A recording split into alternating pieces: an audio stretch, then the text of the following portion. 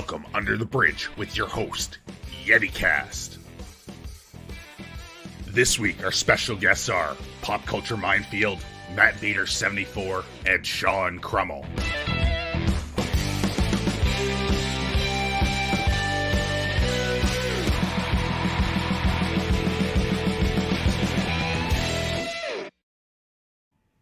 Hey, welcome to Yeticast, where we're under the bridge, talking movies, and just causing some chaos.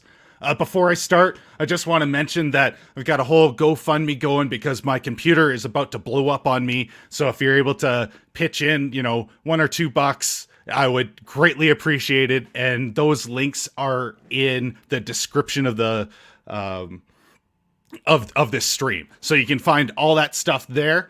And I don't know. Let's just start bringing in some of the people we have. And first up, we've got the guys over at Popculture Minefield. We've got Gary.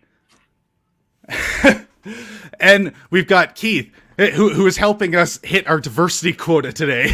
I love that you've covered up your Christmas blanket. Just for you, buddy. Up next, we've got a good friend, MattVader74, the Space Barbarian. What's up, man? How you guys? I'm in the actual green room here. I'm in the actual green room. Yeah, I'd already been friends with Matt, so I like that guy. I've been popping on your guys' streams lately and trolling you guys a little bit while I'm on my lunch breaks at work. So I wanted to organize that. The other stream is like, I like that Matt. Yeah, I had to rush away from Midnight's Edge. I'm like, I gotta go, guys. Got to do Yeti. They're all who? What? Yeah, who? Who the fuck is Yeti? Yeah. Speaking of who the fuck, we've got the real Sean Krummel with my another good friend and artist. Awesome artist that everybody needs to go take a look at. Hey, I'm a fucking artist. Suck my dick. There can only be one. The only guy brave enough but Gary, I said good artist. So I'm just taking the jabs. I know one of these days Gary is going to fuck with me so hard because I've been starting to lay in some of these things. Yeah, I know I love your stammering intro. It was great. I know. In the description below. That's exactly what I would do if it was me. So it's fun. Oh man, I still haven't mastered that. Everybody else has these flawless things that they go out on, and I'm just please help me. Keith started ours. We go out on our show with one thing every time. It's like I yell, "Get the hell out of here!" Yeah. And then get off our lawns, because that's what old guys say. When I go do the podcast over at Matt Kadish's house every week, they have a bottle of bourbon just waiting for me, because until I get a couple shots in me, at 9 o'clock in the morning, which is a great time to drink, I clam up. And after that, it's just drunk. Yeah, it's just highlight clips after highlight clips after that of me being completely inappropriate. So. Those are the best, though. They just put out one today. God, I can't wait for you to get canceled. If the right people see it, dude, I'm done. That's a joke that's said a lot of times. Like when I'm on Midnight's Edge, someone will write up canceled because I just said something. So, like, I made a joke about Caitlyn Jenner today. It's like, because that's what's her name looks like that played Phoenix in the X-Men movies. I'm like, since her surgery, she looks like Caitlyn Jenner. I have a really bad habit of diarrhea of the mouth when I really get going, and I get in so much trouble. Or wonderful. I guess that depends on your point of view. I mean, I don't care. Like the clip that came out today, Matt. It's the title. It's right in there. I went full retard, and I really did, and it was just. Ridiculous. No. Salty was a bit smarter, and he said never go full Tropic Thunder. Yeah.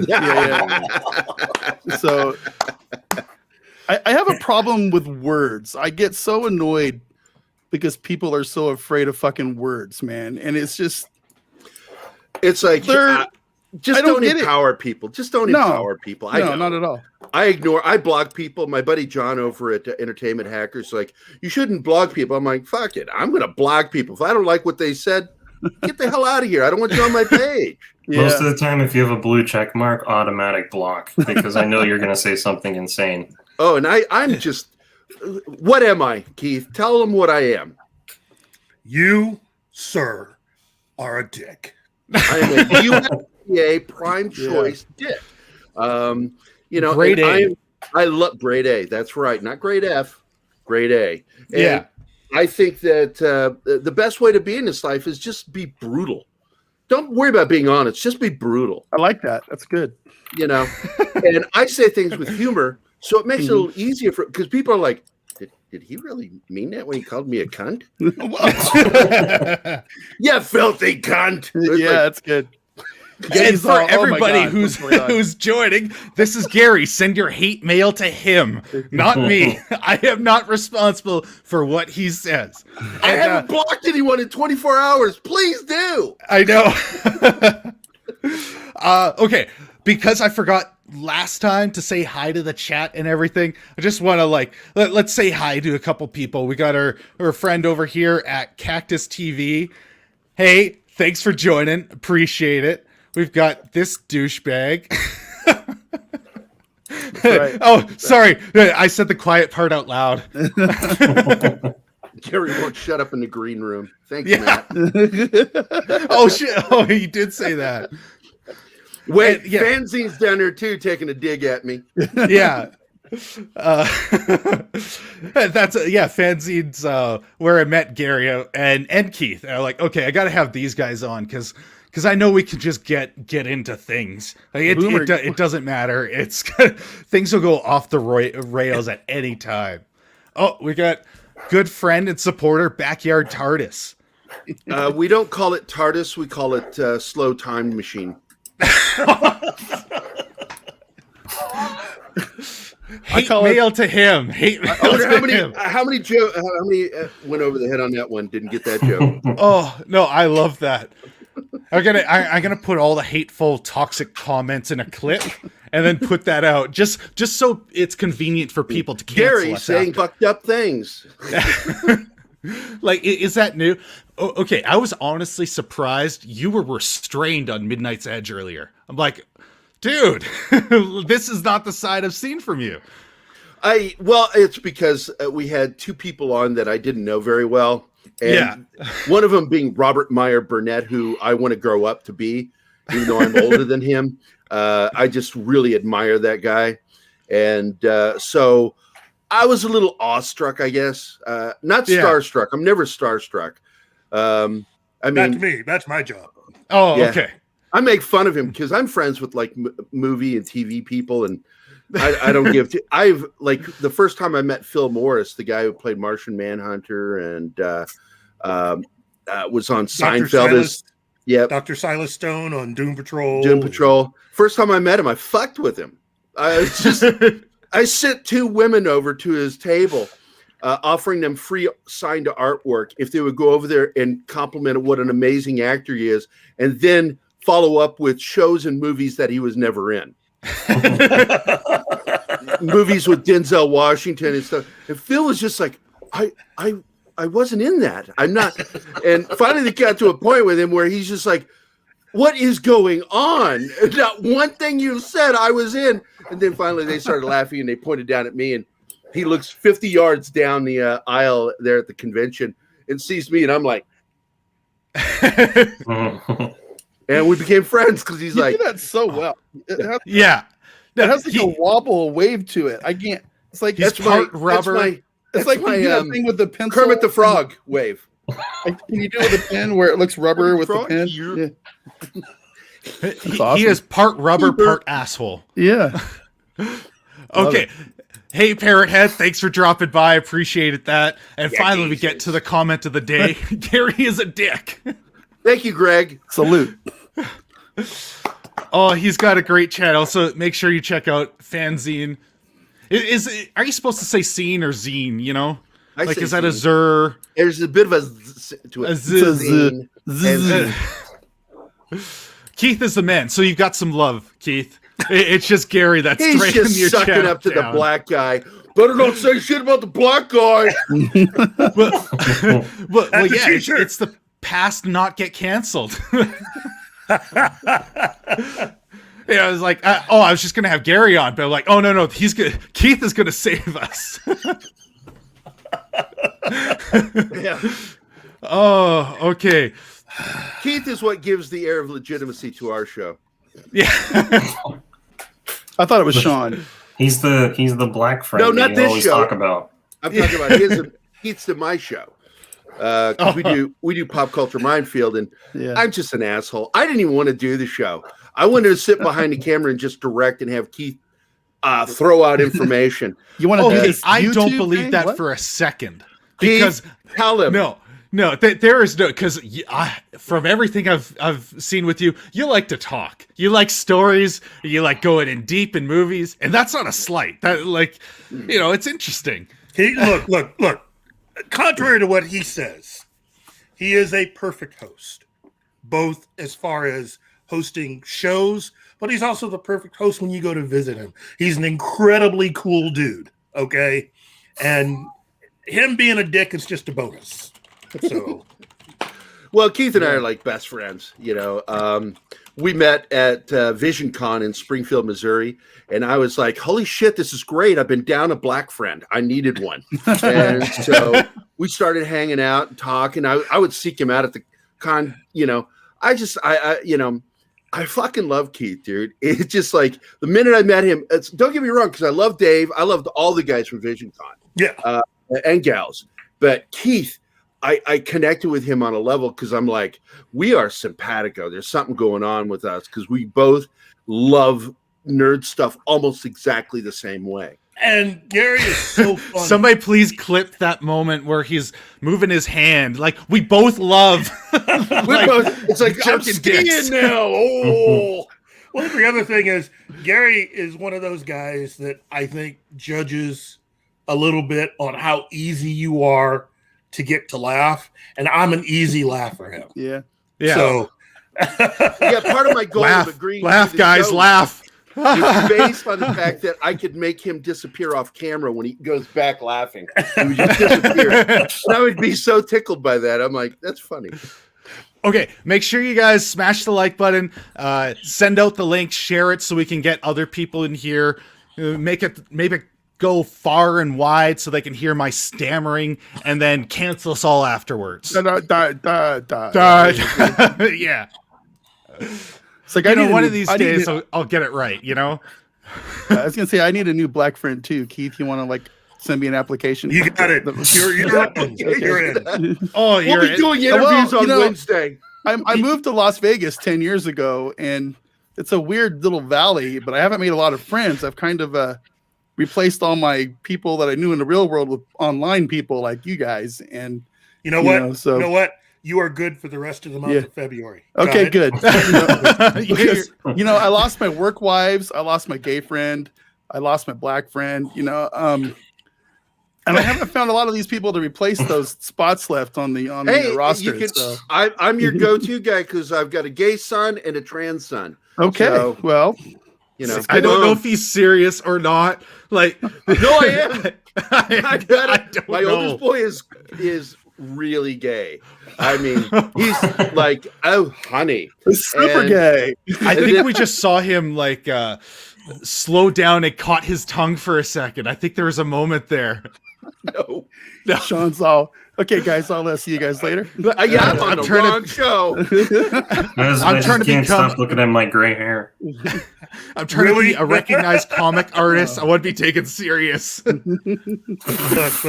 I probably Hey, what kind of art do you do, Sean? Because I am an artist. That's what I do for my living. I tried to do it for a living, and I never got a job for it. Right now, I in my spare time, I do a cartoony sci-fi comic book that I want to crowdfund eventually. And then I started YouTube so that I could build an audience to try and trick them into buying that comic later on. So mostly cartoony, sort of He comic-y. undersells himself. He really it's does. really good. Now you got a Excellent. sample of it. Put it on screen. I want to see it, man. Oh, Me Yeah, too. share your And screen, it better share not some be any art. of your Yeti dick pics, man, because that freaks me out. I think I just finished the cover to the book. If you want to see that. Okay, now when it goes up, everybody just tell him how much it sucks. Sean's the only guy I know that makes YouTube videos and can get 40 views, and then the next week he gets 40,000. Yeah, And then he goes back. And then he goes back to yeah. 40. Yeah, So, the High I had to Republic push him one for that was- one too. Both of those, the Starfire one was your idea, and that went to 40. It's at 45,000 now, Wow. and then the one I did for the High Republic is at 75. Oh, okay, it's gonna start taking off. We'll push it. You Yes. know. Okay, and if you put missed the algorithm on that one or something, right? I have no idea. I thought it just took me too long to finish it. no, probably not, because you were a week later with Starfire too. But Yeah. they are funny. You guys will like his scripted stuff is awesome. Like It's all scripted because I stammer just probably Like worse me. than you. Yeah, yeah. that's I what find my using colorful metaphors are a great way to cover for stutters. yeah. Yeah, I edit. I cut out the ums and the heavy breathing. Oh, that's why I do all my stuff in 10-second segments, because otherwise it just sounds like a mess when I put together my videos. Mm-hmm. And hey, Latino Slant, we just finished our bad movie of what was that? God, It's so bad you forgot it. Jim Cotta. Oh my God, that thing is glorious. Oh, was that the one with Bart Connors? Is Yeah. that his name? Where Yeah, he's Bart like, Connors. there's these miraculous pommel horses all over town that he can kick people off with. Yes, okay, that is Yeah, it. And okay. I am terrible with names. You can't ask me questions like that because I am so bad with names. The only reason I remember yours is you have it on screen for me. So I can go like, oh yeah, that's Matt. And I talk to him Yeah. like every day. I'm like, oh, Sean. I hit share screen. I don't know if it. Okay, yeah, I see it. I don't know how There we go. StreamYards works. Okay, I fucking Wow. like that. Yeah. Yeah. He's got a very distinct style and it's awesome. Yeah, dude, Let's see if I you can- way too I like you that. really undersell yourself. You are good. You I are know, very good. right? You're messing up this whole tell them that it looks like shit thing. You draw like my buddy Matt McGuire from the band Guar. Oh yeah. Yeah. Yeah. Yeah. You know what He's I'm got- saying, Keith? Keith's Yeah. seen Matt's work. Yeah, he's got absolute awesome stuff and he undersells it. And I keep trying to push him to like put these things out. I'm like, dude, I will push it for you. Get it out. That's right. You Is need that an on your audience. Twitter? If the audience isn't, no, I haven't posted this yet. If the Post audience it. is, Put it on Twitter. I'm Yeah, getting tag there. me on it, man. Okay, post it after Tag the stream. Popculture Minefield. Yeah. Do it after the stream. And but definitely get it up. Tag everyone in. We'll spread this around some more because it's all like that. That is so good. That's quality stuff, man. Mm-hmm. There is no I'm reason still, why that shouldn't be. I'm still in the phase where I finished it, and then I'm looking at every little detail to make sure I actually finished everything. Because I'll leave out like shading Have you on looked certain at areas and recent stuff. Marvel books? Yeah, yeah, that's what we're trying to avoid. Yeah. Well, this is still way better than a lot of that stuff. So, Thank yeah, great job. Great job. you. And on the Here, channel, I'm going to show you my website real quick, yeah. so you know. Share Did screen. Yeti just kick himself? I went to go put on to take yours down and it moved because you took it down before I could, so I clicked myself. Oh. This is Okay. this is the artwork for the March release of Running Time from Synapse Films with Bruce Campbell. That's I'll enlarge fantastic. that for you. And then this is a new piece I just finished a week ago. That's Shatner. amazing. That looks awesome. Yeah. Right? That should be on Yeah. a T-shirt. That This should is a be movie on poster I t-shirt. did for Kecksburg. Nice. I work with Josh Becker from. He directed Running Time, and this is the original art from 1997 when it was first released. Bruce That's Campbell. awesome. Yeah. And then these are two of his new movie posters I did. In fact, by the way, Josh wants to be back on the show, Keith. He called me yesterday. Really? Yes. And this was one of his other films I did the poster for. I like Josh. That's really great. He's got some absolute legit stuff. That's also why I want to get Bunny Poo Sean on Salad. That's a poster I did for that. Bunny Poo Salad. Oh, The okay, movie. please Sounds like explain some Salty's of this, got to Matt. look into this. That Duncan is one of my friends. Keith knows Duncan. Duncan's a limey he's an expatriate that lives in Greece, and he makes comedies. And this is his and his partner's web series that is now being put into a movie, and I did the movie poster. And it's just insane British comedy. This is a weird one I did. Snaked. The girl on the right there with the gun, she has a snake penis. Well, who doesn't? Yeah. Yeah, I thought that was just kind of a common thing. Okay. I thought everybody had that. Yeah. Comes out and it's Totally. just It's got fangs. Hey, what's up? What's up? What's going? Gonna bite you. Okay, Gary, I wanted to ask you, did you do the art for Alan Wake? Because I thought I saw that pop on. Yeah. Okay, man. That's one of the comic books I worked on. I did Iron Sky right there. You can actually see it. Code Word Geronimo for IDW. This was I did a lot of stuff for IDW. Well, you did Iron Sky. Yeah, I did Iron Sky. Awesome. I'm trying to get the. I'm gonna try.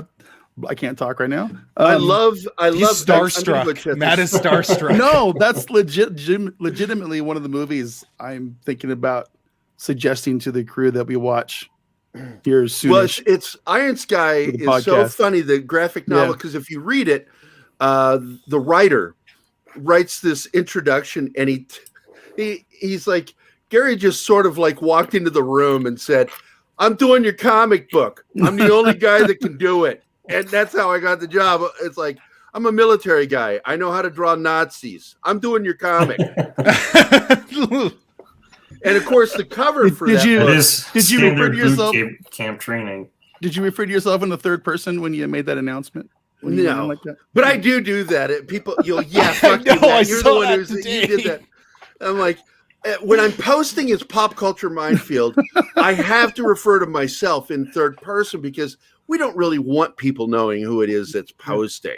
No, he's just really kind of a big deal. So he does that regularly. Well, you know, He's it like, works I for The d- Rock, so you might as Yeah, well. I played with this guy on Xbox Live from America's Army all the way through Call of Duty, all the versions of it. His name is Barbecue Bob. And all my Xbox buddies go, oh, fuck that guy. I hate that guy. And I would just fuck with him so much. He would get drunk in the middle of it. You'd be playing in a clan match, and he'd be like slurring and talking in the game. And he goes, oh, shit. That kid just beat up Bob like Bob owed him money. Just pushing on doors of St. Paul. You know, he would just have these little axioms, these little phrases, and he'd be slurred and drunk. And I team killed him so many times. And the way you do it in like Call of Duty is you shoot at them, and he would turn and he would shoot me, and it automatically kills him if he shoots me. I shoot at him, not him. I shoot in his direction, causing him to turn and shoot at me and hit me, and then he dies.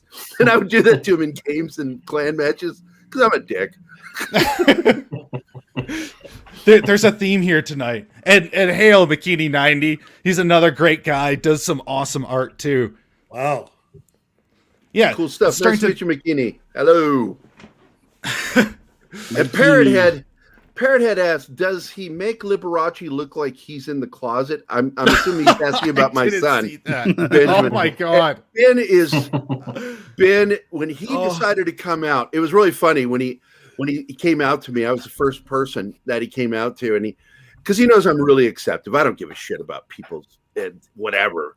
And he came out to me, and my son talked like me, very normal. And then all of a sudden, like it was like a month or two later, he's like, "Hey, Dad," and I went, where's my son? Why are you talking like that? And now he's like off the hook, like, oh, honey, let me tell you something. Oh man. And I'm like, I went, yeah, he went totally flaming when he went gay. And my son finds it funny when we talk about this shit. And my middle kid is trans, and my daughter, it was funny when she thought she was going to be gay at one point, and I'm like, baby, I gotta have grandkids. I'm sorry, you cannot be gay. I want kids. And of course, it's my trans child that ended up having my first grandchild. So, yay, thank you. It's like, please let me have at least one breeder in the group. Right? I need at least one breeder in the family. But let's see, what else do we got? Parrot Head. Oral is a great artist. Oral Mango, and then Oral, and then this is some weird chat. I know. What the fuck are you guys talking about? It went to 9 people. You people need to chat better. Come on. I should talk about today. What are we here for? Well, I just sent a link to all you guys to spread out one more time. To try to get some more people in here to watch, because I don't know. I think this is going to be one that needs to be in the history books. No pressure. Yeah. So the "We Got a Black Guy" episode is going to be popular. I got it. Okay. I know. I need this color. proof for people to see. You know, like there's no color outside of a black man. We are a person of color. Like, what is that even supposed to mean? Everybody has color. What are you talking about? It's me. Yeah, It's zoom me. in. Can you give a thumbs up so that everybody knows? So Please Stop don't a cancel. secretly angry black man. You know, back Are when you- I was in college, when I was struggling and needing money, I used to pose for up and coming artists, and a lot of them decided to go ahead and use. There was a lot of you know, gay porn. and so now you'll see a lot of the work around older homes. It's usually me in a red coat standing like this outside.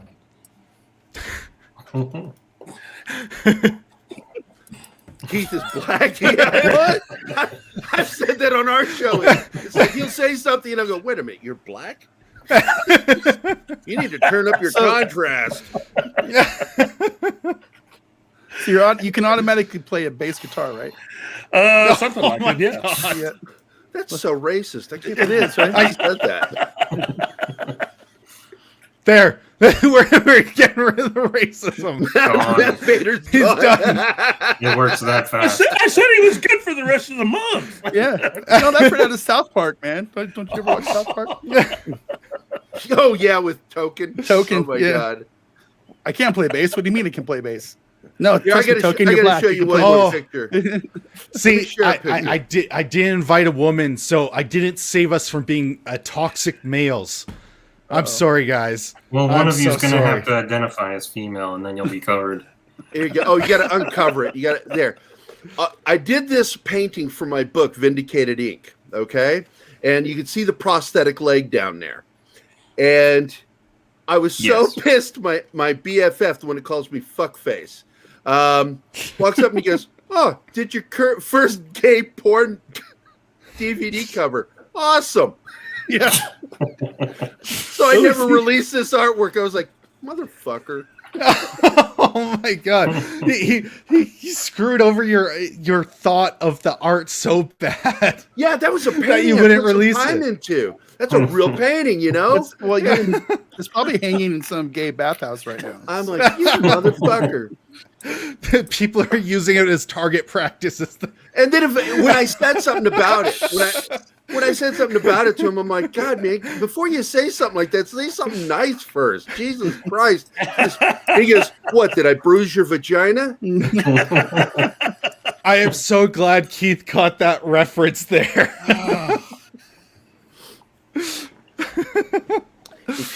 Oh, this is why I want to bring all you guys together. Because I just wanted this. I don't even have any booze in me right now, so I'm being kind of quiet. But that's I'm okay. drunk all the time, dude. I gotta go to work pretty soon, so Oh, I am disappointed in the barbarian. You're supposed to function on alcohol. well, I don't have any. I'm drinking G Fuel right now. So G Fuel. G Fuel, yeah, it's a powder. Hey, you don't have to explain. No judgments. Yeah, We're A definitely little going bit to of talk judgment. smack about you Little as soon as you judgment. leave. that's okay. Everybody does. It's all good. Yeah, whenever somebody brings you up, I go, Matt Vader, fuck that guy. I can't Yeah, fuck stand him. him. Yeah, so this thing's never going to be monetized, ever. Oh, no, I'm not no. monetized yet, but I'm thinking No, future. that's the danger of inviting me on a show. You are going to lose it. Like Greg knows that with fanzine. You're not gonna. You're good. You know, even like one of his videos got not struck, but it had a copyright claim or whatever against it because I played a video in the middle of his show. Oh, my God. A trailer or something, and it's like he's like, God damn it, Gary. Yeah, I get that at the podcast, and then Salty edits it out for Yeah, the where's audio Salty? version. Do you understand the words that are coming out of my mouth? That's funny. Yeah, I love that. And then Sorry, man. I'm and sorry. then Matt takes those clips of me being a complete jackass and highlights them and puts them in their own videos. And For the Patreons. well, look at the one that's out today, man. It's nuts, but I don't know. I'm either gonna get famous or going to get canceled, one of the two. Because Hey, what's Well- up, 70s rock fan? Both might happen at the exact same time. yeah, There's a lot Your of times fa- that you post things on Twitter and I'm like, he's looking for a fight, and then No, nobody sometimes- bites. Yeah, nobody nobody bites, bites. and I'm like, None. how disappointed is he? well, most of today? them, I think most of them have me blocked already. So Yeah. Yeah, the- so all you're just shouting into the wind. yeah, Oh, Okay. I got blocked because I said that somebody said on Twitter was about as entertaining as watching ugly people porn. And Isn't most porn ugly people? no, you've been buying the wrong porn. Yeah, you have. You buy it? Well, Well, yeah, that's how you know he's a Watching boomer. porn. He's buying it. it's like yeah. It's like I got the trench coat and I go into the store and everything. Whoa, you go to stores? Who does I- that anymore? I'm an introvert, dude. The minute that they introduced ordering shit online, groceries and all, I stopped going to the store. I don't even go into the grocery store anymore. We'd go to the grocery store and they bring it out to us. Yeah. It's great. What did I say, Keith? When this whole thing started, I said I was designed for a pandemic because I hate people so much Yeah. and being around them. And it was just great. Midget porn is awesome, dude. Parrot head. Fuck yeah. Midget porn. Oh. And there's people dropping out after that.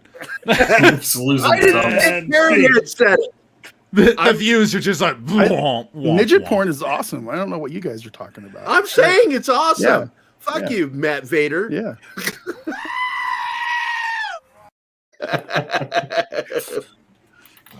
But, What's even better is when you mix midget porn with BBW porn, and then you have a party. So what I saw a guy do one time is he had edited in for all the reaction shots of the guy to just be Mr. Bean. It would, Oh, God. it would show Oh, the my sex God. and then it would cut away to the.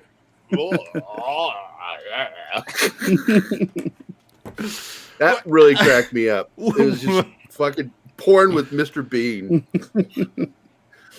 Oh my god. I don't know where to go from I think there. we lost Keith. Wait, BBW and midgets. What does that mean? Can I say midget, or do I have to say little people? You I think don't you'd know. be used to all this by It's now. He dwarves. works with him. There are two different. There's dwarves and there's midgets. It's not elf. Elfkin. Sean, I'm out of here. See Yeah, you when guys. when I see Elf, that's cute girls with the pixie haircuts and Yeah, slightly yeah. pointy ears, and they're adorable. I just watched a movie with Peter Dinklage in it, where he was running around in a little powder blue. Peter Dinklage sounds like a porn name. It does. It absolutely does. Yeah. Bad porn. It Yeah. means he's got a tiny dick. I'm learning so much right now. I'm just. I've been going to all the wrong sites because Can Wow. you please tell us what it's like to be friends with Gary your whole life? Well, we've only been friends since I was at 2011. Is when we became friends. 2011. But It we've been seems friends like for we've 9 been years. friends longer, doesn't it? Yeah. You know what? Gary is, above all else, just genuinely fun. He is a fun guy. And What is this? My wake? Is somebody like? Am I yeah, dead? shut up. We're talking about you. But I got to say, since I've known Gary, I got to say, my life has never been boring hanging out with him. I have had more genuine, gut-busting laughs hanging out with Gary than just about anybody else I've ever known, which is a pretty tall order considering, my youngest brother is one of the funniest people I've ever met. So, And by the way, I will point out that he watches our show, and I'm the favorite part of the show for him. He says, "Yo, man, that white boy, he funny as shit." He doesn't. That's my Eddie Murphy black guy voice. Yeah, you know what? My youngest brother he loves watching the show, and he really likes watching Gary because he just thinks he's just the funniest thing, and I agree. I do the show because no matter what, whoever we have on, Gary's always entertaining. So, and what I enjoy is when we have a guest and they expect it to be like some regular interview show. And then I start I ask genuinely good questions. And they'll go, "Wow, nobody's ever asked that." Rob Lurie said, "Nobody's ever asked me that. That's a great question." I'm going, I actually was a journalist once. I know how to do this. But I'm also an asshole. And I really like to just fuck with people. There's a reason I'm not a journalist anymore. I still do movie reviews, but I throw the F-bomb in there. If I don't like something, look, I think Joss Whedon is okay. I really do. But I talk shit about him that he's almost at Alex Kurtzman hack level sometimes. I made fun of Buffy the Vampire Slayer the other day going, I hated that show. I could not get into it. I'm like, oh, this is awful. I love the movie. I hated the show. Cancel Gary. Cancel Gary. I like Serenity, the movie, and I did not enjoy Firefly. I'm with you. I've never understood why people like that show so much. I don't either. I can get through about half of it, and I'm done. I get so bored. Great cast. It has to grow on you. It took me a while to get used to it. We're getting fired. We got fired. I got booted out twice now. It became Sean and the Black Guy. As It's Matt my would favorite say, TV show. I bruised somebody's vagina. That's right. But I go after Joss Whedon all the time because he's a hit and miss writer. He really is. He's less of a hit and miss on directing because I think he's a good director, but he is hit and miss when it comes to his writing. And some of his shit just like it. Did you phone it in? Did you even try here? I'm not a fan. I think that he fucked up Justice League. Last time I tried that, he hit me with a restraining order. I don't know what that was referenced to this time. It was go smashing ahead. the like button. Speaking of dwarves, have you heard of the movie with Gary Oldman called Tiptoes, where he plays a dwarf? What? No. It sounds like something Yeti would be into. I've never even heard this, and I'm a Gary Oldman fan. I have to go check this out. I just watched him in the movie Mank, which was fucking brilliant. Mank? Yeah, With the shark? Mankiewicz, the guy who wrote Citizen Citizen Kane. Yeah. Gotcha. And what a great fucking movie. I mean, it really hit Orson Welles right between the eyes and what he did. I think he was also the father of Joseph Mankiewicz, who wrote or rewrote the movie Superman. Yep. Mankiewicz is really short-lived, but he was a prolific writer there for like 2 or 3 years. Mhm. But he was just a drunk. And I mean, and I don't mean that in a good way. I mean, that's what killed him.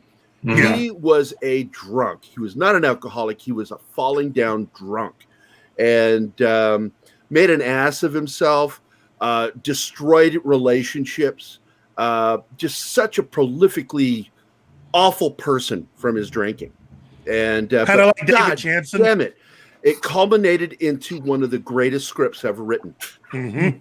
Sounds like a real. So Great what guy. you're saying is alcoholism will get you famous and writing good scripts. You just got to screw up your If lives. only that were true. Yeah, because people today don't do the same kind of thing. You've ever heard of the actor David Jansen? Sounds familiar. You know I have. Yeah, I know you have. But I was asking He's one of my these, favorite actors. these young fellows. If you've never heard of the name David Jansen, you would probably know the television show that helped to make him famous was the original version of The Fugitive. Oh, I thought it was the Three Stooges. Yeah, The Fugitive, the original was great. They basically they had an episode that they filmed of The Fugitive where Jansen came to set because he was the lead, and he was so drunk, and they were so behind schedule that they basically decided to film the scene with him laying down.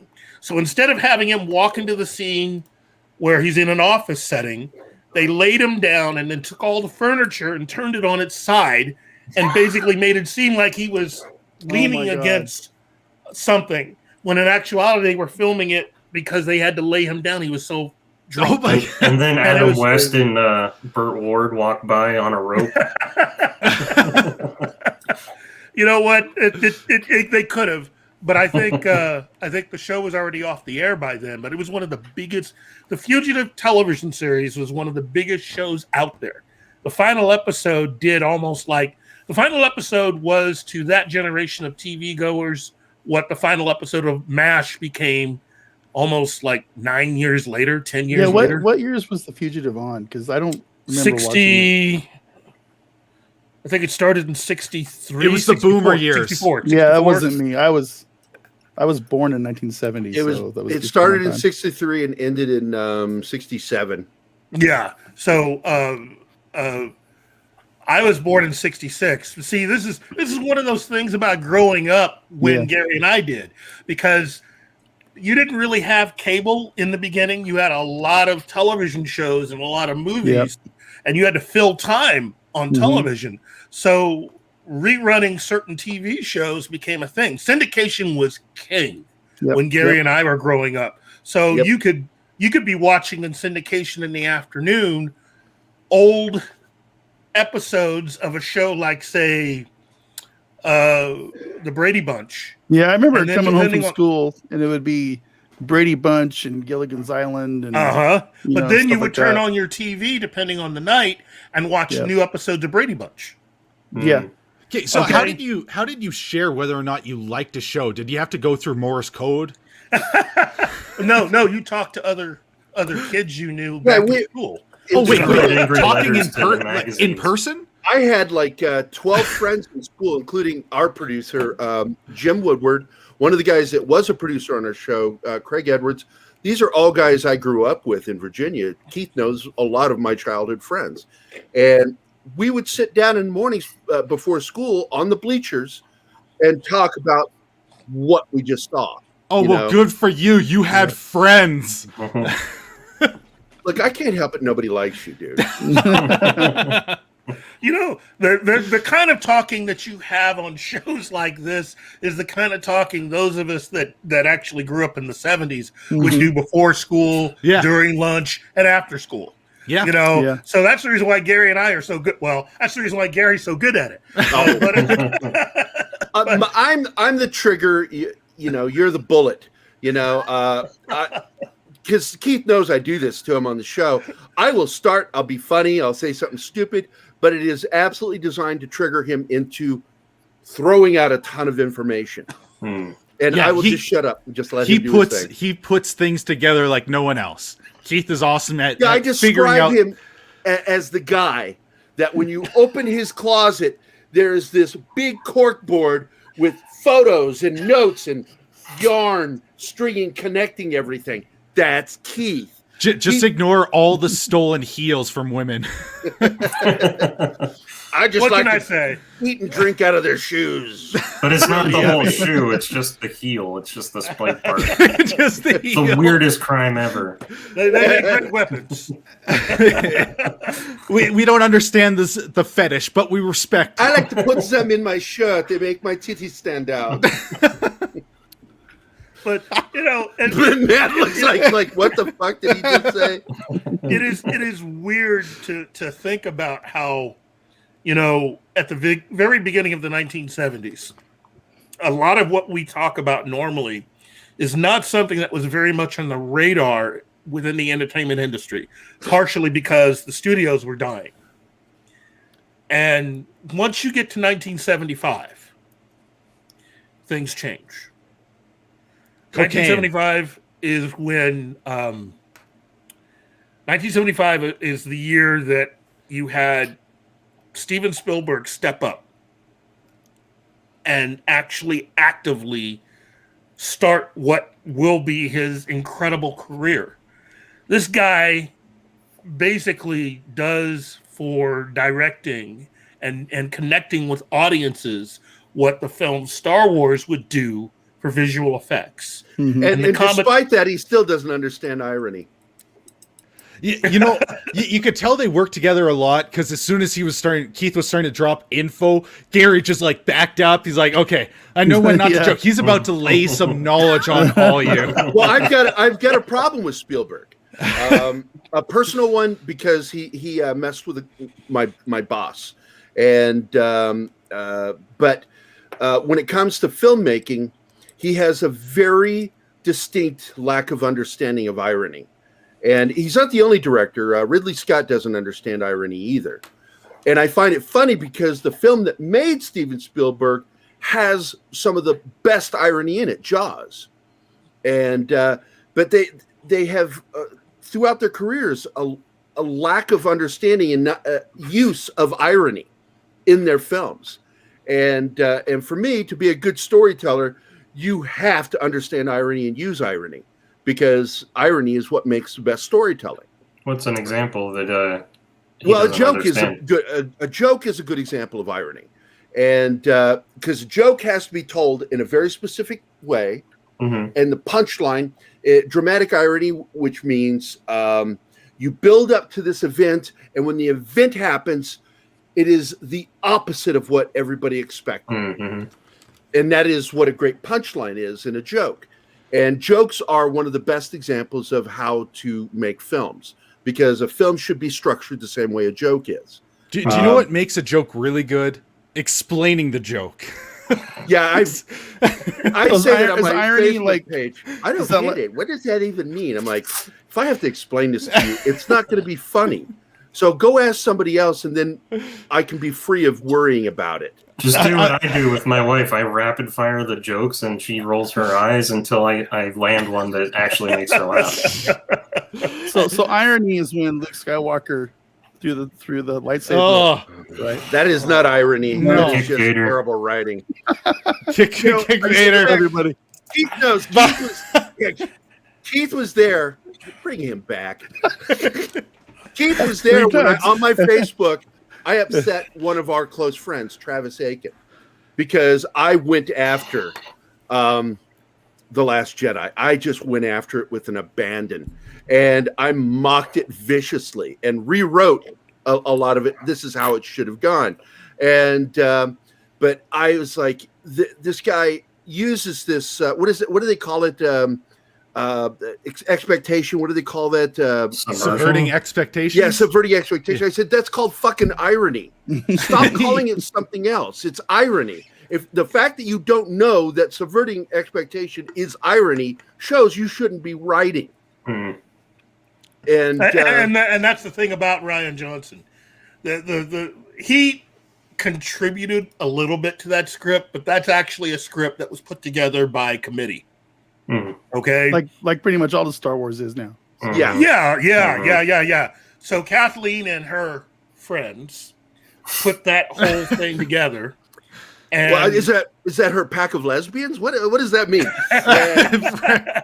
well, I would Sounds say so they were, ominous. I would say all of them were lesbians, but a couple Shall of we soy say boys in there, army, her army. and our good friend Hader Hidalgo. But Fuck that guy. they all contributed to what eventually became The Last Jedi. And it was also known as Operation Fuck JJ. So, and again, that's saying a lot considering how I feel about JJ Abrams.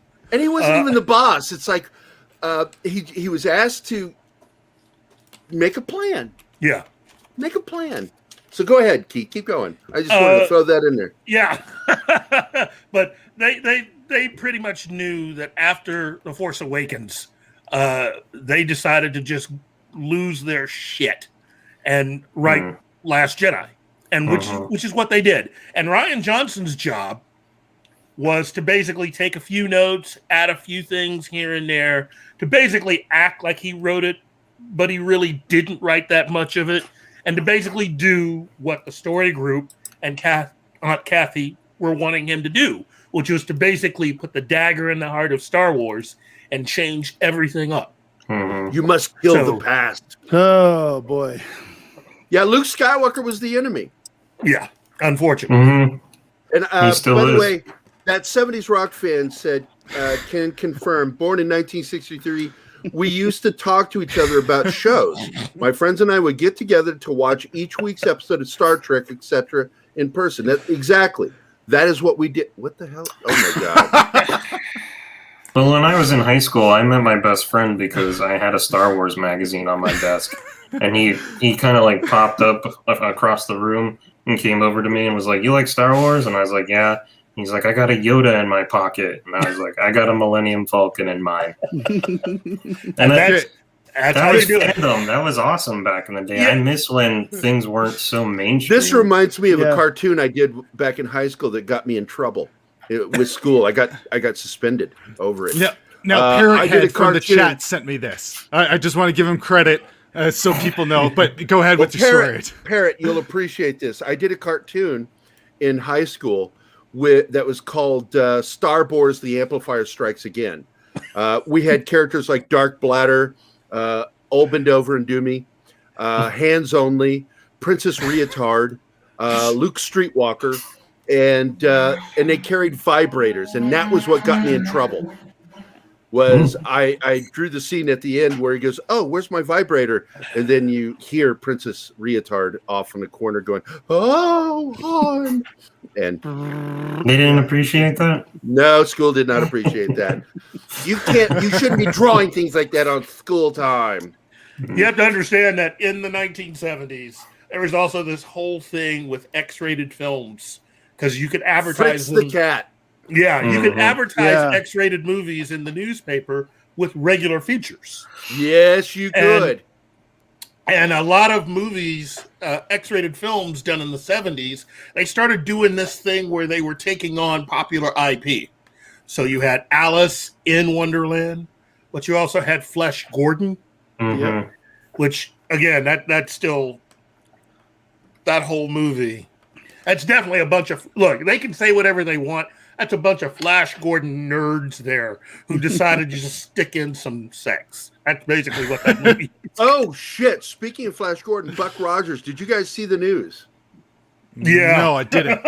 George Clooney. Oh, my God. I made fun of it on my Facebook page. Oh, man. It's like, how do you make a big blundering fuck up like that? That's a near Kathleen Kennedy type mistake. And Legendary makes an announcement that they've got George Clooney and are going to make a Buck Rogers series.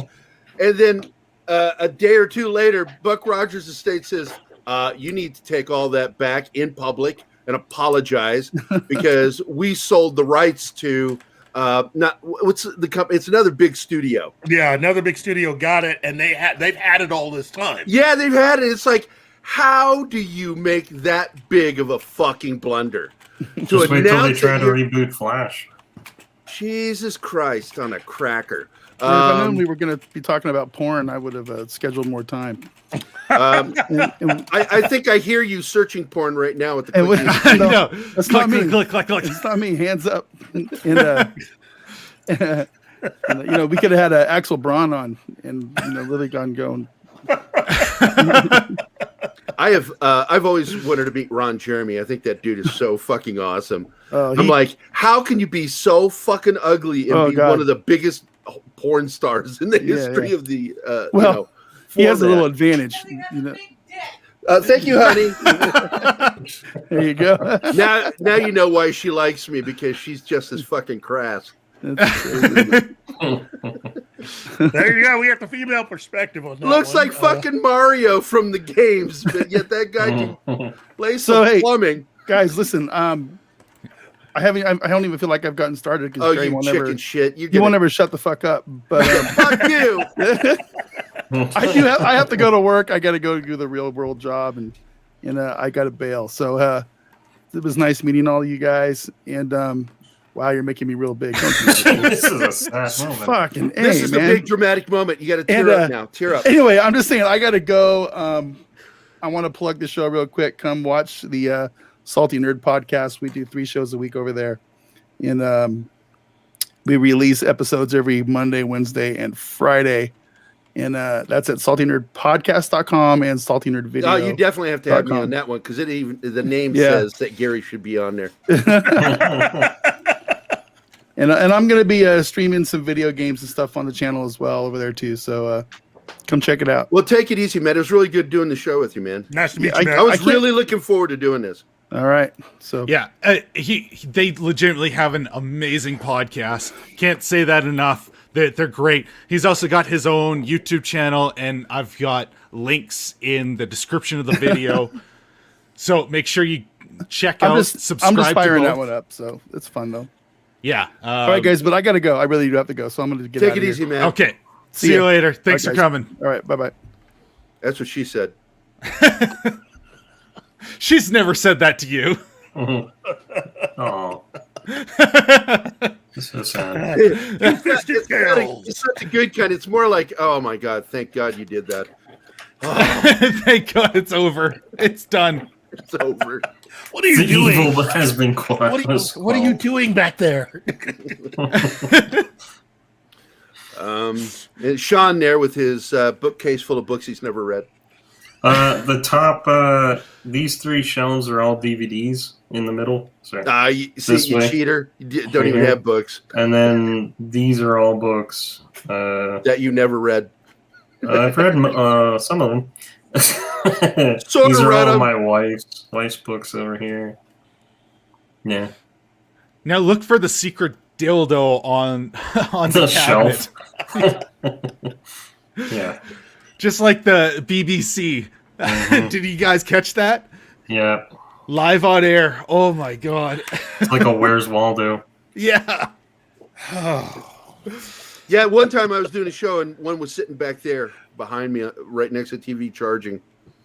And I looked at it, I saw it, and I'm like, I hope nobody else notices that. And then it's like the first comment. What's up with the thing by the TV? Yeah, they noticed that right away. Lightsaber. If they didn't, people are now going to go search for it just to post it everywhere. There's over 200 episodes, so good luck. Good luck. It'll help our numbers. Yeah, that's a fair point. Oh, you know what? That's actually kind of a good idea. Slip something like that in there and then tell them way later that you hit it. Get people searching. One of our first season videos we had. Yes.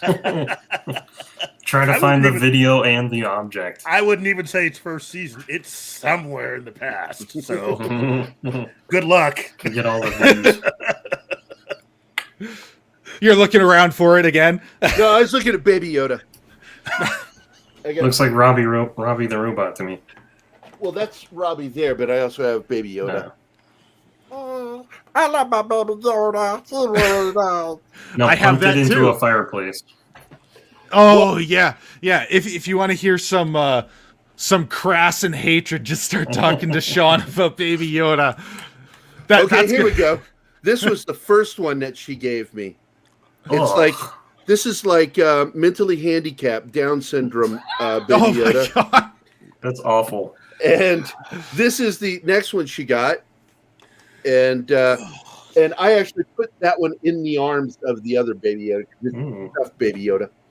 And They gotta stick together. Yeah. And they do. They sit together on the room. But I have a lot of fun. I mean, my woman loves me, so she gives me really cool toys. Tell her I said hi. She's gone. I don't know. I'll tell her when she gets back. We work in the same room, and so because we both work from home, and we no problems because we are in our own little worlds. She's doing her shit, and I'm doing my shit. There's Speaking none of this. Sorry, go ahead. No, there's none of this. God, I'm around you all day. I can't stand it. We're so off in our own little worlds that every once in a while we just go, "Oh, hey, how's your day going? All right, good. Fuck off and go do your thing again now, Gary." I'm like, okay. Well, unfortunately, my apartment is so small that I have to lock her up when I do live streams, and I can only do it for an hour at a time. So yeah, you can hear her. You can hear her in the bathroom. She's like scratching. It went out. Yeah. So I also have to get going. What are you doing it now? I can hear you talking. Your jokes aren't funny. Yeah. Okay, so do you want to go ahead and plug your stuff then? I only got the one stuff. Yeah, plug it. Plug it.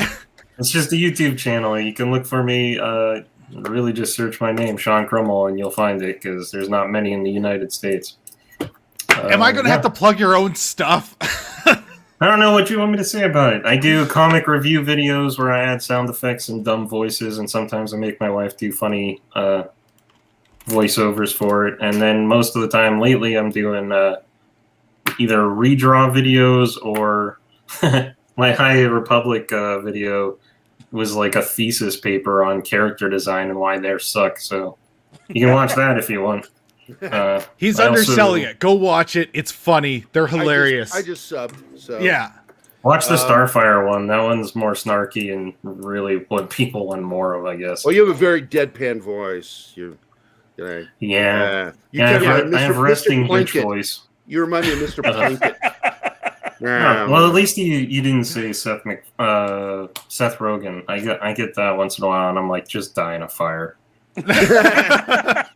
Yeah, I hope your cock burns off with acid.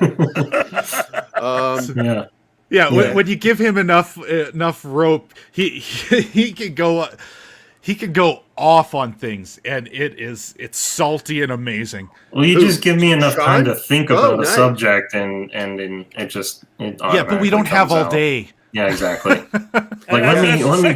it for a while. You're one of those guys that's like an hour after you have a confrontation, your comeback appears in your head. That's what I should have said.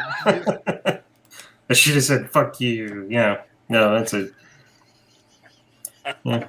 All right, guys. I'm watching clown porn. That's freaky porn, dude. I don't like clowns. I don't like them. Never have. Clown porn is just too freaky for me. It's almost as bad as when I was in college. After I was in the Army, I went to Eastern Illinois University, and my roommate Tom Rowe comes in and goes, "Hey man, check this porn out I brought." And he put in a videotape, and it's like, what do you call it? Hermaphrodite porn. Oh my God. And I'm like, he knows that right away. I'm like, what the fuck? I watched Clerks enough times. I'm like, what the fuck are we watching? What is wrong with this? Yeah. I know about. And on that note, I'm going to keep going. Oh, you got to go? All right. Yeah, I do. He had an hour, and I wanted to get those guys on with you because I think I thought everyone would really click. Well, you see, the issue with clown porn is it's so depressing. They've got all right, see you guys later. See you, Sean. Thanks for and having the me numbers drop at that mention. Tino Shea says so many innuendos. I don't think there's been one fucking innuendo in this show.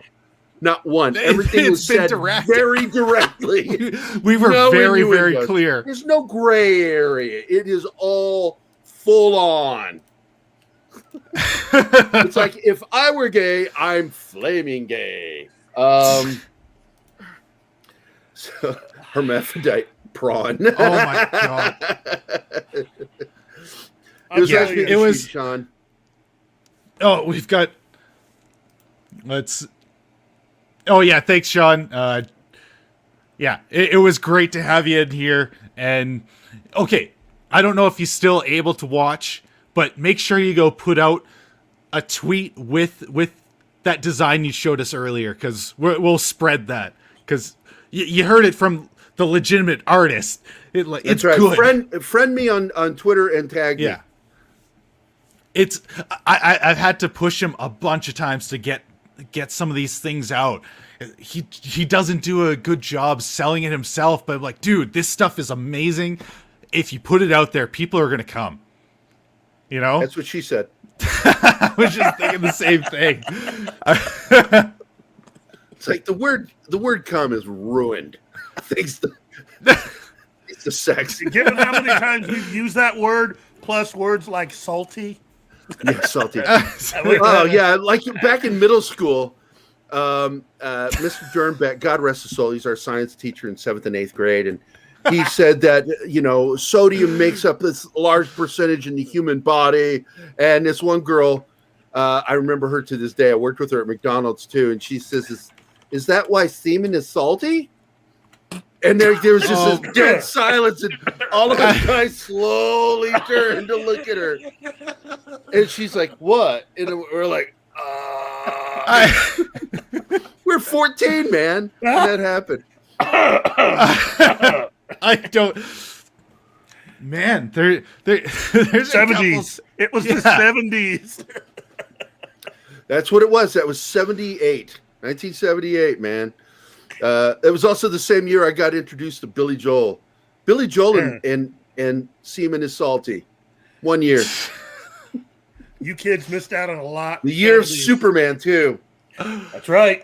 Oh my god. Yeah, and like Wiki Supremacy said, apparently it was a perfect time to show up.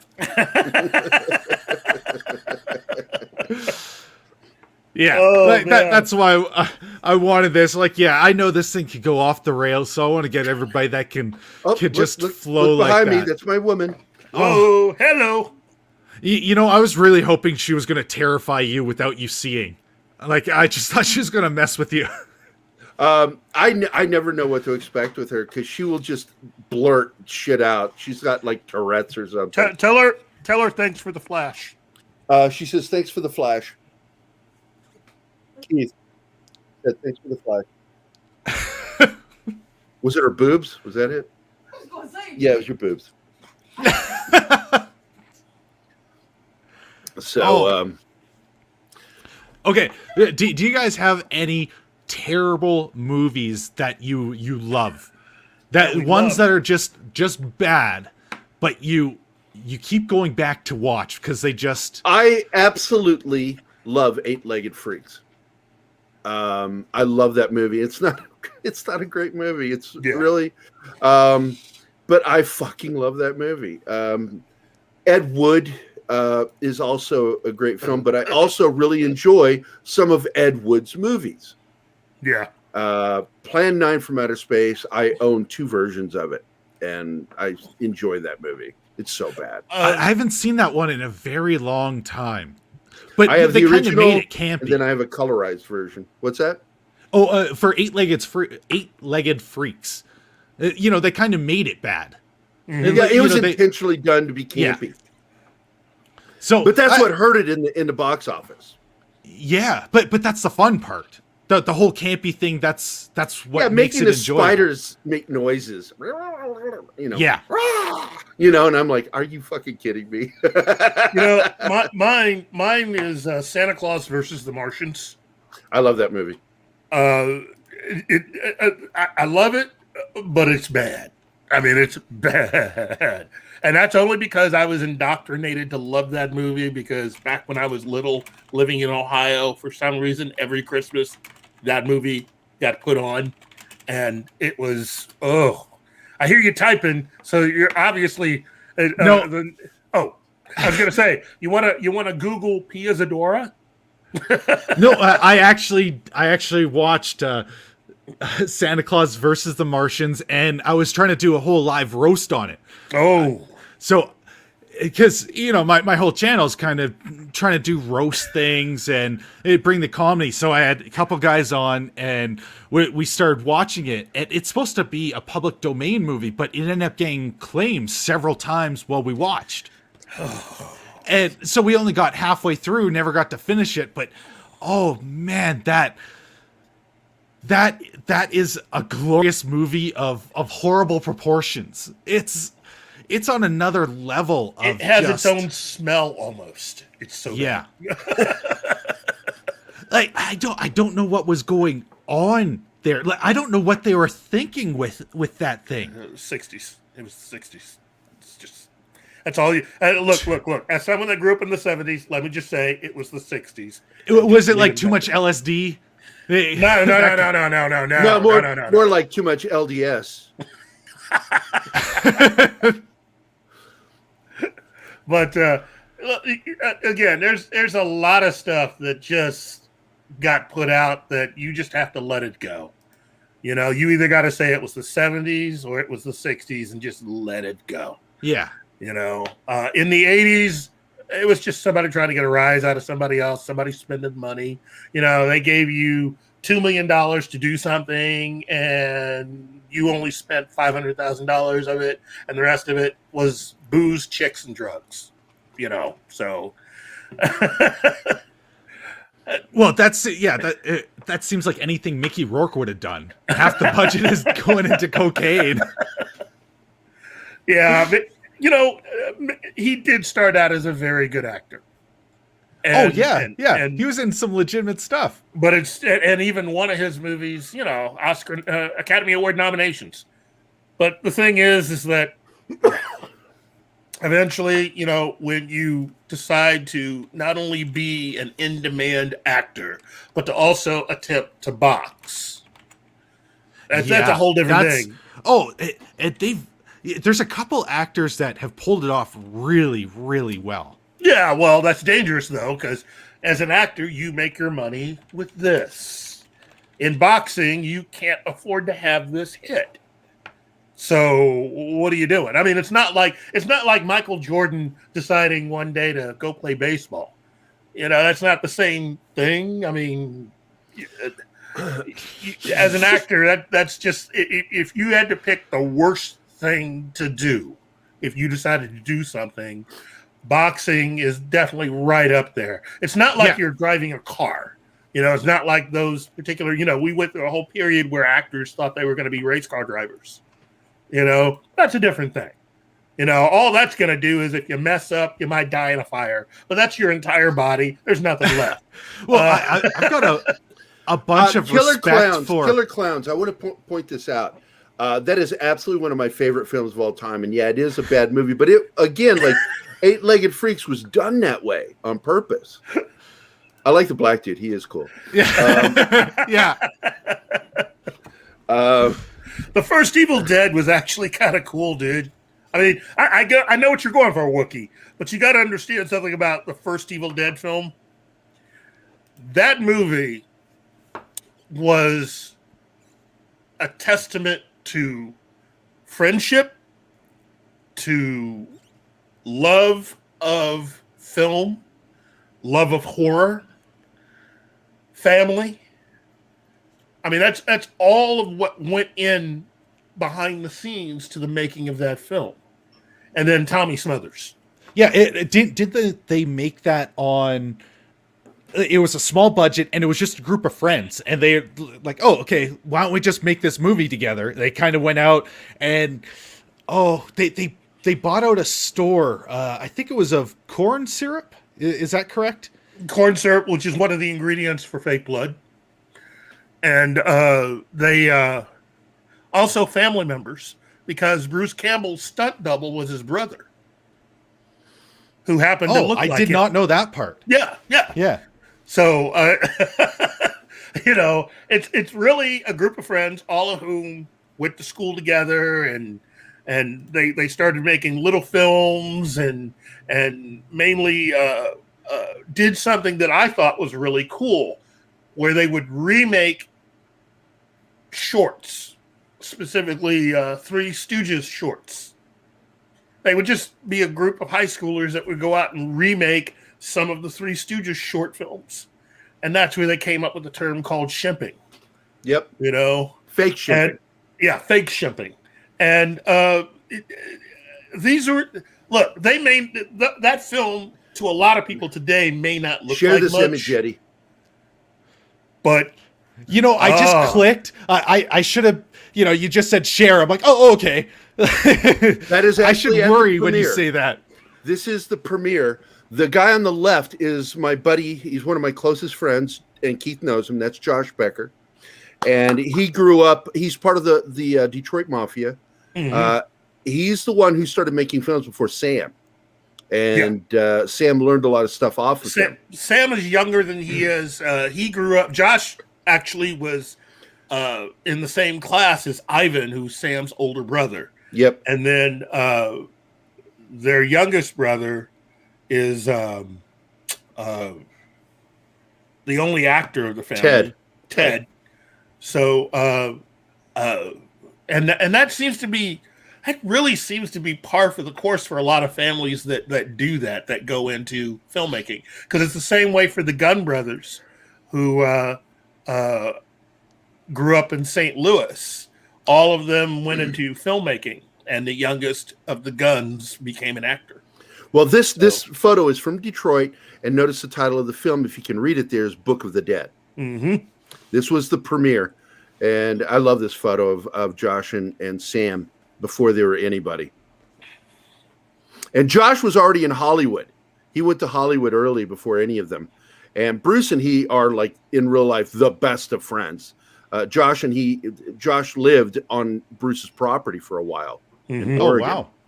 And they would get high together. That was their thing. That was the secret. I think that's why Bruce is like, yeah, go ahead and move on my property. Yeah.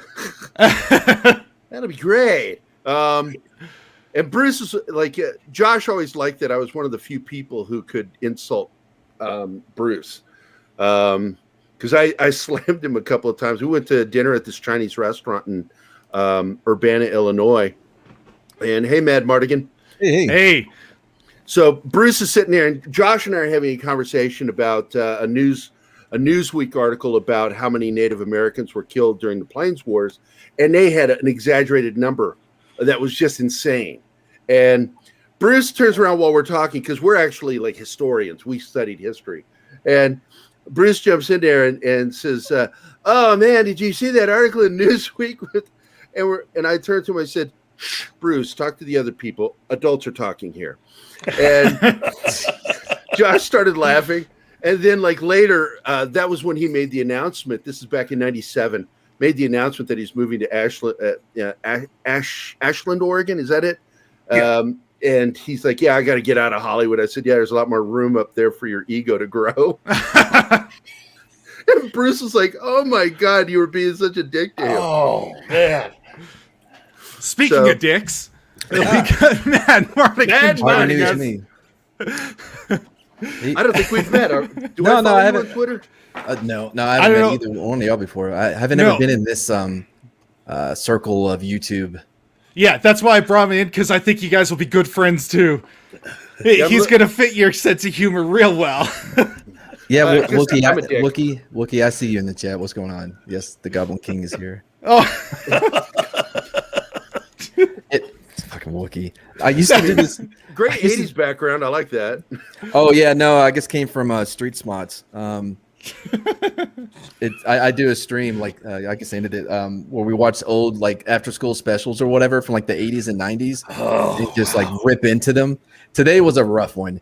The show started off bad. I made a new intro, but I didn't upload it, so I just kept hitting the old one and stopping it, and we're all like, and it's live, and we're like, why isn't this the new one? And it was perfect for my channel because nothing ever goes well. Anyways, And then it was about a grandmother that was a robot because the mom died, so they got a robot grandmother who pours hot chocolate from her fingers. It was a weird fucking after school special. No, I don't know what happened. There it is. Which Mad Mardigan are you? I'm second of it. Mad Mardigan, second of his name. Because I see Mad Mardigan 84. Mad. Oh, sorry, no. So I have a brand channel. It's JMC Productions. If you're looking for the YouTube thing, yeah. I'll get it from Yeti. Yeti, you can share it with me later. Yeah, I will. Yeah, for some reason you just complicated everything.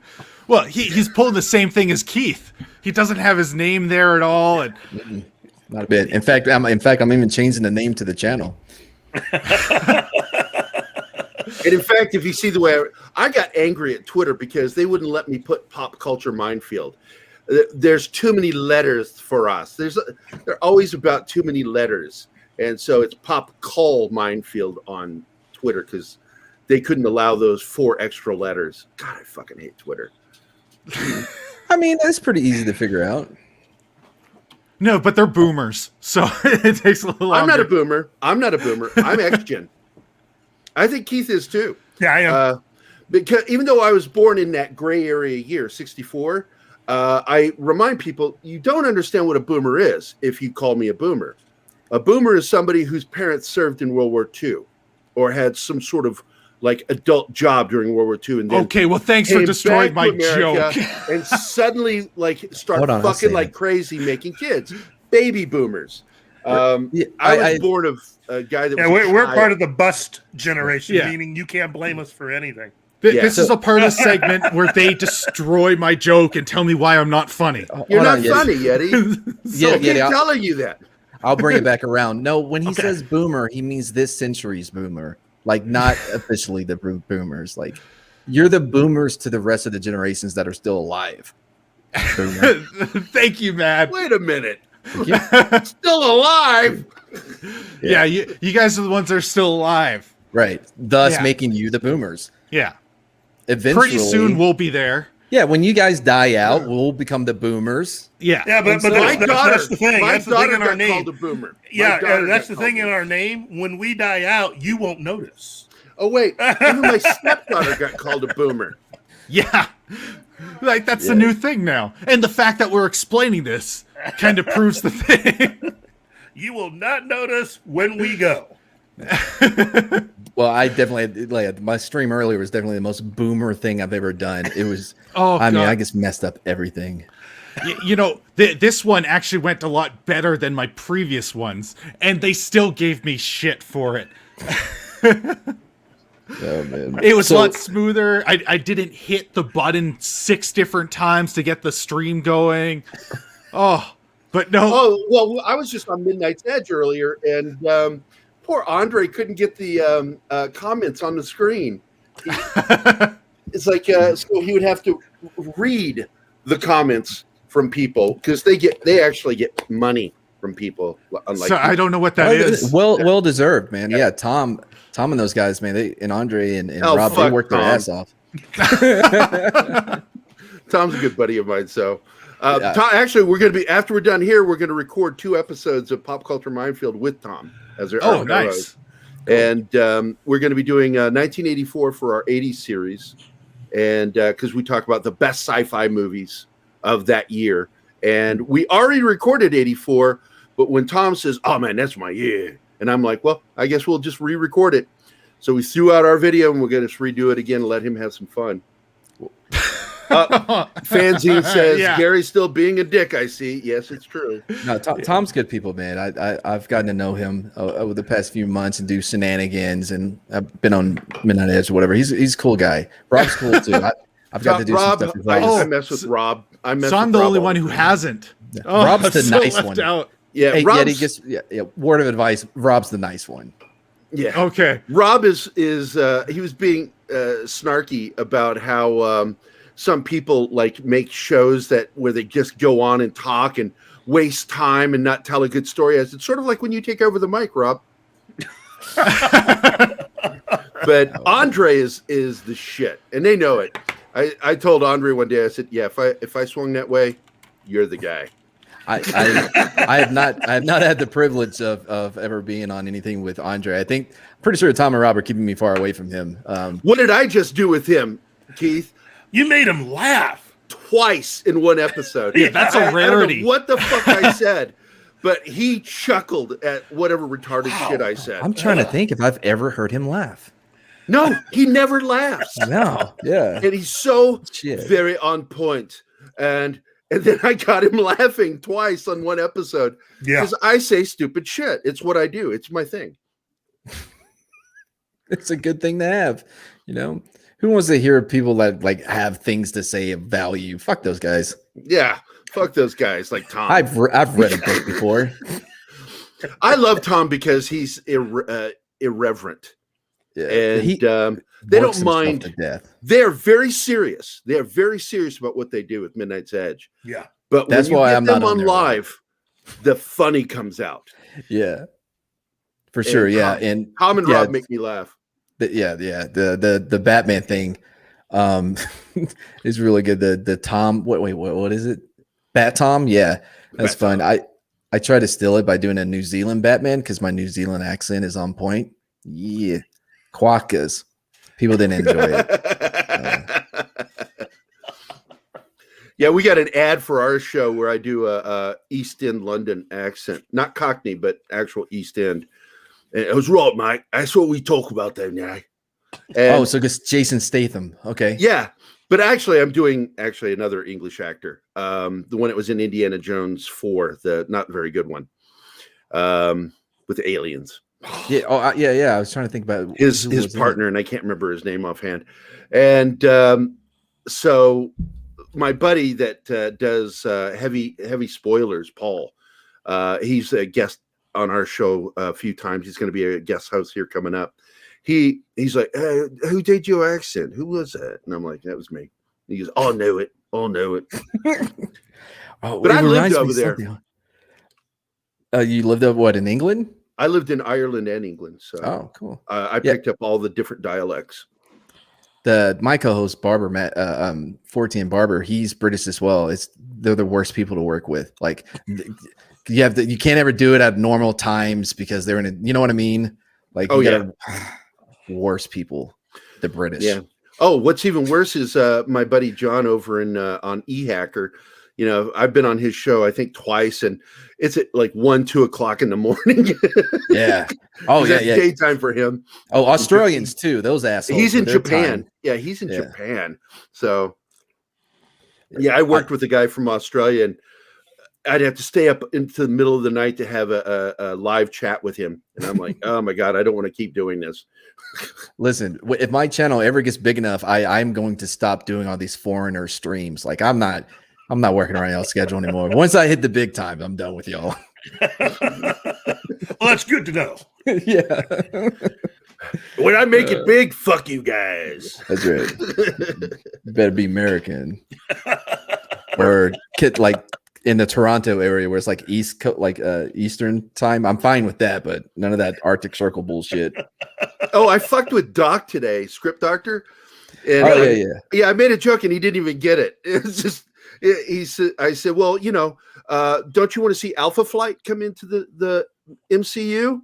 Because he's Canadian. Oh, okay. No, I'm not really a big fan of that. I went, oh, sorry. I was on with him one time and I was making a joke about trying to get him to give me Adderall because Canada has like free medical some shit. It just went right like that. He's cool, man. He's very serious. Like he's not serious, but like very. Oh, I love that guy. We spent like 3 hours talking one night, not even on a show. We were just talking. And we talked about movies, screenwriting, because I'm a writer. And we spent a lot of time talking about the problem with structure today, why writers suck. They don't understand irony. To be a good writer, you have to have a fundamental understanding of irony. And it's lacking. And that's why everything sucks now. Well, I mean, exactly. I think it comes back like to a sense of self-importance and like, you know, a lot of it is very agenda driven. So, you know, your message is so important. Irony can't get in there because your message is important, which is why it doesn't work. This is the problem. We have too much activism in the arts. And it's you like, can't make something good when you're forcing it in. yeah, activism. When I hear an actor tell me that they're an activist, I'm like, then I'm not interested in you. Oh yeah, I'm really done doing? immediately. I don't want to watch you because I want somebody who's interested in the art. Well, I can separate the two. Like I'm fine, except for Drew Brees. Jesus Christ, I apologize. No, Brie Larson. I don't know why that happened, but like Brie Larson is the only actor or actress that has ever made me retroactively hate movies. Yeah, like oh yeah, because she's a terrible actor. Yeah, for sure. Like I was rewatching Community, and when her episode come on, I shit you not, I booed out loud like in my living room. Boo. As soon as it came on the screen, and I had to stop myself. I'm like, oh man, like it was serious. It was like legit booing. It was uncontrollable. Yeah, it was my uncontrollable. hope is that if we see her next, it's with the X-Men and Rogue fucking kills her. I will be so happy. Or gives her cancer so she can die the cancer death that we owed. Yeah, better be ass cancer too. Yeah. Oh yeah, I said throat cancer so she doesn't have to talk. Well, but she talks out of her ass, so which is weird because there's not Jim much Carrey. there. Hi, how you doing? Does anybody have a mint? I've been avoiding rewatching Cloverfield Lane or whatever because I thought that was Brie Larson in it. I was like, I'm not letting her ruin my memory of that movie because I enjoyed it. Yeah. But then I finally found out it wasn't her. I'm like, oh, okay, I'm gonna go watch it then. That sounds fun. That was a good movie too.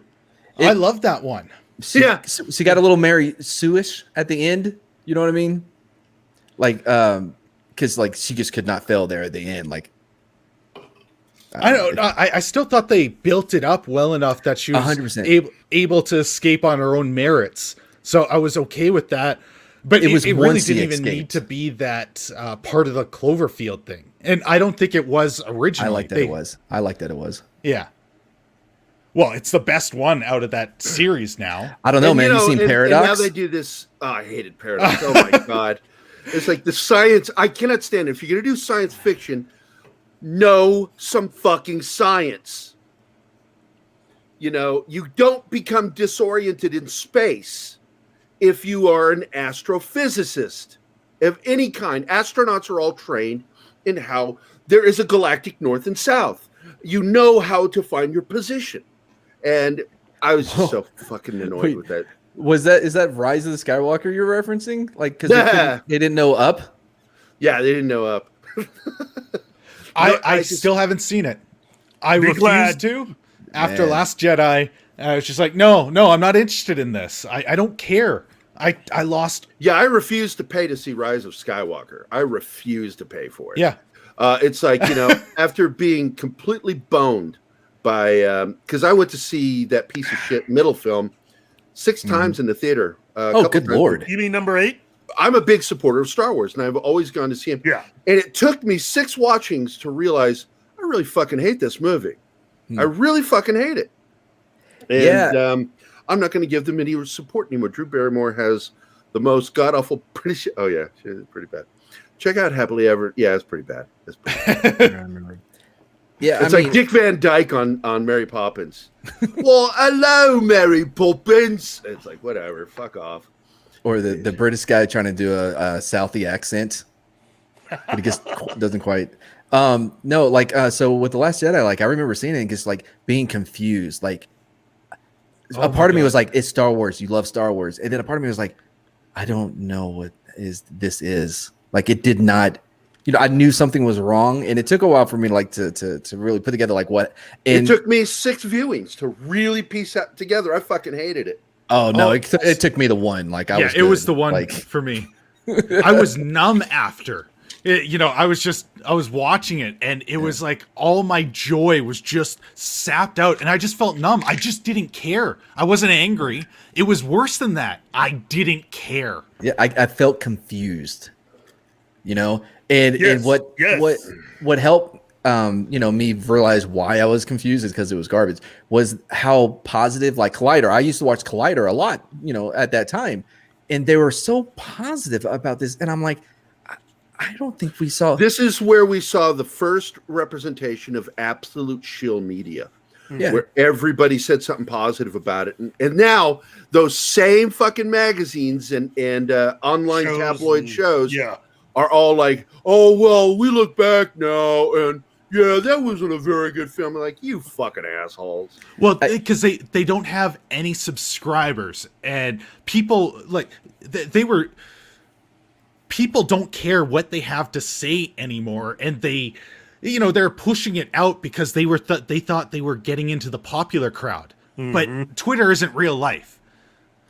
Well, So- no, I think part of it was because they didn't want to lose their access, like because they Well, that too. Oh, Kristen Harloff. Did y'all see when he was told he lost his shit? The mask came off, but Collider, yeah, no, like fuck, what was I gonna say? Like, I don't know, it doesn't matter. But well, that's look, kind but of for me, everything changed with Collider after John Schnepp died.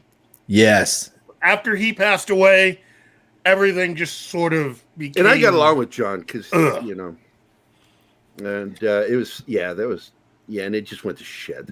Yeah, it did. It did. I Sorry, have my- a hard time believing you can't get along with most people. They would have to be an irredeemable, like, just oh, you know Campia? John Campia, I can't stand. this, Because he said, he's you know- an irredeemable. I don't know. We have to, because we have a mutual friend with Matt over at what's that, Three Penny Opera, whatever the fuck his show is. You know, it's like I want to like him, but he says things about people that I care about that are actually personal friends of mine. yeah, And I don't like going after other YouTubers. I think it's wrong to do that. Everybody should be kind of cool with each other. I mean, you can criticize. Look at Keith nodding. Yeah, motherfucker. Yeah, you tell him, motherfucker. That's my version of you, Keith. Motherfucker. That's exactly how I think in Yeah. my head. Yeah. if Yeah, he's not it's- gonna say it's racist, neither am I. It sounded fine to both of us. Yeah, motherfucker. You should have heard at the beginning of the stream. It's just I don't know. You've got these guys that just are shills, and Matt was. I can't even think of Matt's last name. I mean, he's kind of a nice guy, but he kind of just. I think he just wants to build his reputation off of fucking with other YouTubers, and I'm like, that's a shitty way to build your business, is No. to go after other YouTubers. Yeah, Well, I don't- mean, unless you do it cleverly, like Cockney Spock did that this week, and I like blocked him. I'm like, you know, you and I were cool because we were talking about Blade Runner, and then all of a sudden he went after Doomcock and my buddy Tom. oh, really? And I'm like, don't go after fucking Tom, dude. I didn't block him over Doomcock because Doomcock's a big fake personality. It's a show, whereas Tom's a fucking person, and he's a friend of mine.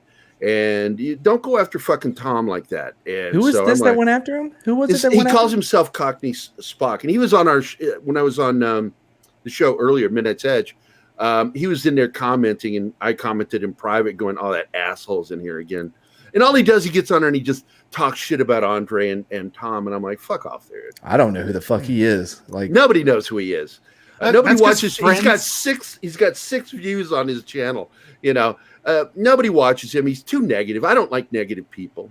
Friends talk shit to your face, not behind your back. That's right. But there's levels to friendship. I mean, yeah, but you should, you know, because Keith knows that when I go after my friends, it's with love. Yeah. I'm being mean in a very funny way and very loving way. Whereas he was just talking shit and being nasty there's a about them, difference. mocking them. He was mocking them. And Yeah. I don't mock people. I mock people I don't like. And I openly mock Alex Kurtzman. I think he's garbage. Oh, God. I think Well, that we've heard Joss Whedon's stories about him. garbage. we know somebody that worked with Greg him. Berlanti. I actually lost a gig. I turned it down because I refused to fucking work with that guy. Greg Berlanti. I think he's just garbage. Because I do art for my living, if you didn't know that, man. I had no clue. And- No. I do comic books. I do storyboards. I've worked with some big names, Tom Hanks, all that shit. And who fucking cares? I don't care. I don't care who I work for. I just want a paycheck. And I refuse to work with people I don't like their product. And Greg Berlanti's a fucking asshole. He's a liar. Oh, I'm a comic book fan. No, you're not, Berlanti. Stop pretending. He's a fake. And Keith has called him on it too. I'm not the only one that calls him on it. Keith has called him on it. It's like, if he was a fan, he wouldn't have done this. Yeah. If he were a fan, Arrow would have not sucked after season 2. Yep. And I refuse. Oh, okay. Now I know who you're talking about. I was just pretending earlier, but now I know. It's the CW guy, right? Yeah, CW Yeah. guy. Yeah. The guy in charge of DC on CW. And don't get me wrong, he does put out some good product. I'm a big fan of the On the Prodigal CW? Son. No, Well, no, Oh, he does okay. other When he- things. All right. When Yeah, EPs. that's his whole. he is an EP on other shows. Like he does Prodigal Son, which is a great fucking show. All his. He has this thing where he'll create a show, a DC show on CW. He'll stick with it for about a year to 2 years, and then he'll leave and go do something else. And sometimes it's usually for NBC or another network or something. He'll create other shows or EP other shows, and then he'll come back and do something new for the CW. And he keeps doing that. AT&T needs to fire him. I wonder if that's like, you know, the drop in quality you see a lot with those CW like DC shows. Like, I wonder if he left during the pitch meeting of that woman. It was during because his tenure that we began to see the adoption for DC shows of the CW faux drama thing. Yeah. Oh, It was the third season or second season of The Flash, where yeah, they I adopted checked it. out. That's when I checked out. Yep. Can't do it. It's like, Yeah. how could you not tell me about this? It's like, I did tell you, but just now. I just told you. Yeah, it's for fucking many dumb people writing. out there, especially a lot of us guys, when it starts sounding like real life or past bad relationships you've had, you've got to check out. I don't care how good the show is. And it's just like, whoa, I don't need that. I Well, really don't need that. I think it can be done in a good way, but the way they do it, it makes it so that the drama is driving the story and the story isn't driving the drama. I don't Like- think it's the right vehicle to have that type of a story. Like, I Well, don't that give a too. shit who superheroes are fucking. I don't. I want to see them do superhero shit. I get Okay, it, but there's sometimes human it's important depth. to have it, right? Yeah. of course. Yeah, and putting inner monologues. Well, Parrot had just said it. Walking in hallways, talking about feelings. Yeah. They put things that should be inner monologues that somebody about what they're feeling, and they put it into the actual dialogue that Yeah. nobody talks that way. No, that should be Nobody. shown through what's happening on screen, Exactly. that internal dialogue. Show me, don't tell me. Tell me, yeah. That's where Logan, I think, has done it one of the best for superheroes, because they made it touching. You know, you could make a grown man cry with that film. Yeah. Well, Oh, but it also showed you did. how far, you had to go to get something out of that. Because Yeah.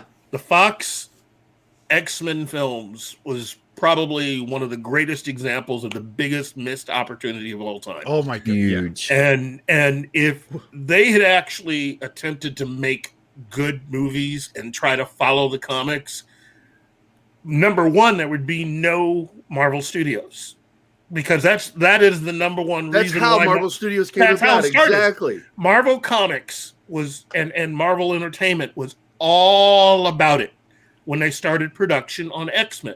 And they were willing to help them out with anything they wanted. They had access to all the artists and writers and everything, right? Yeah. So then you had the director Bryan Singer, Yeah. and ironically, that was Kevin Feige's big break job. His That's right. actual job was to actually make sure that Bryan Singer showed up. He was to babysit Bryan Singer. But he was one of the people that helped Bryan Singer understand that the script that they had needed some work. And one of the things that they screwed up on, even though the whole thing was greenlit, was they had to change Magneto's real name. When they started shooting X-Men, Magneto's name was different. They wanted to call him Jonathan. Oh wait, what? What? And so Kevin Why? Feige and Avi Arad and a few other people was like, they got Bryan Singer alone and said, yeah, you do this and the fans are going to crucify you.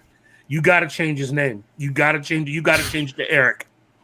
And Bryan Singer's never read the comics, You and don't know. I at least respect the fact that he admitted that.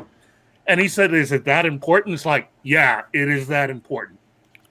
So Well, that's it. Because on Midnight Edge earlier, I brought up the fact that Feige had learned everything that he learned under Donner and what's his Blitzen? name? No, Richard Donner Prancer. Richard Donner's wife. He had learned everything. and Laura Schuler Donner. Laura Schuler Donner and that other asshole from Marvel that we don't like. Forget his name. Avi Arad. Avi Arad, that Yeah. prick. This is why they work good together. We complete each other's sentences. And it's ridiculous, dude, how he took what he had learned from those two and went and did it better. Yeah, he did Yeah. it way better. In fact, And that's why Avi Arad hates him so that's fucking right. much. Avi Arad actually was the one that came up with the idea for Marvel to basically make its own movies.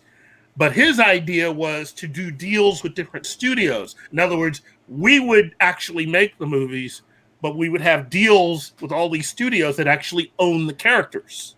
Oh, let me Okay. ask you: is that guy like old school? Because that's like how broadcast TV worked back in way back in the early '80s or whatever. Are you Everything talking Marvel that Avi you Arad? saw, everything Marvel that you saw in the late '80s, well, really into the '90s and beyond, that's all under Avi Arad. Right. He was Avi their- Arad is the guy who fucked over Roger Corman. Yeah, Oh. he was the guy that did all of Marvel's deals where Hollywood was concerned from the '90s on, up Yeah. until he screwed up and got mad. But basically, when they started work on X-Men 2, that's when the producers and Fox decided to big time Marvel. So Marvel's like, hey, we're going to do X-Men 2. This is going to be great. And Fox is like, who are you again? So Yeah, it was pretty easy to big time Marvel back then, right? Like they weren't exactly. But here's the thing. Let me give you a little advice about companies and ownership. Okay. It's great to do that to a company as long as the owner isn't a billionaire. That's right. And the owner was a billionaire. And you get on the wrong side of a billionaire, he takes that stuff personally. So the owner of Marvel decided, F those guys. Are you talking about Perlmutter? Yeah, Ike Yeah. Perlmutter. So he goes, F those guys.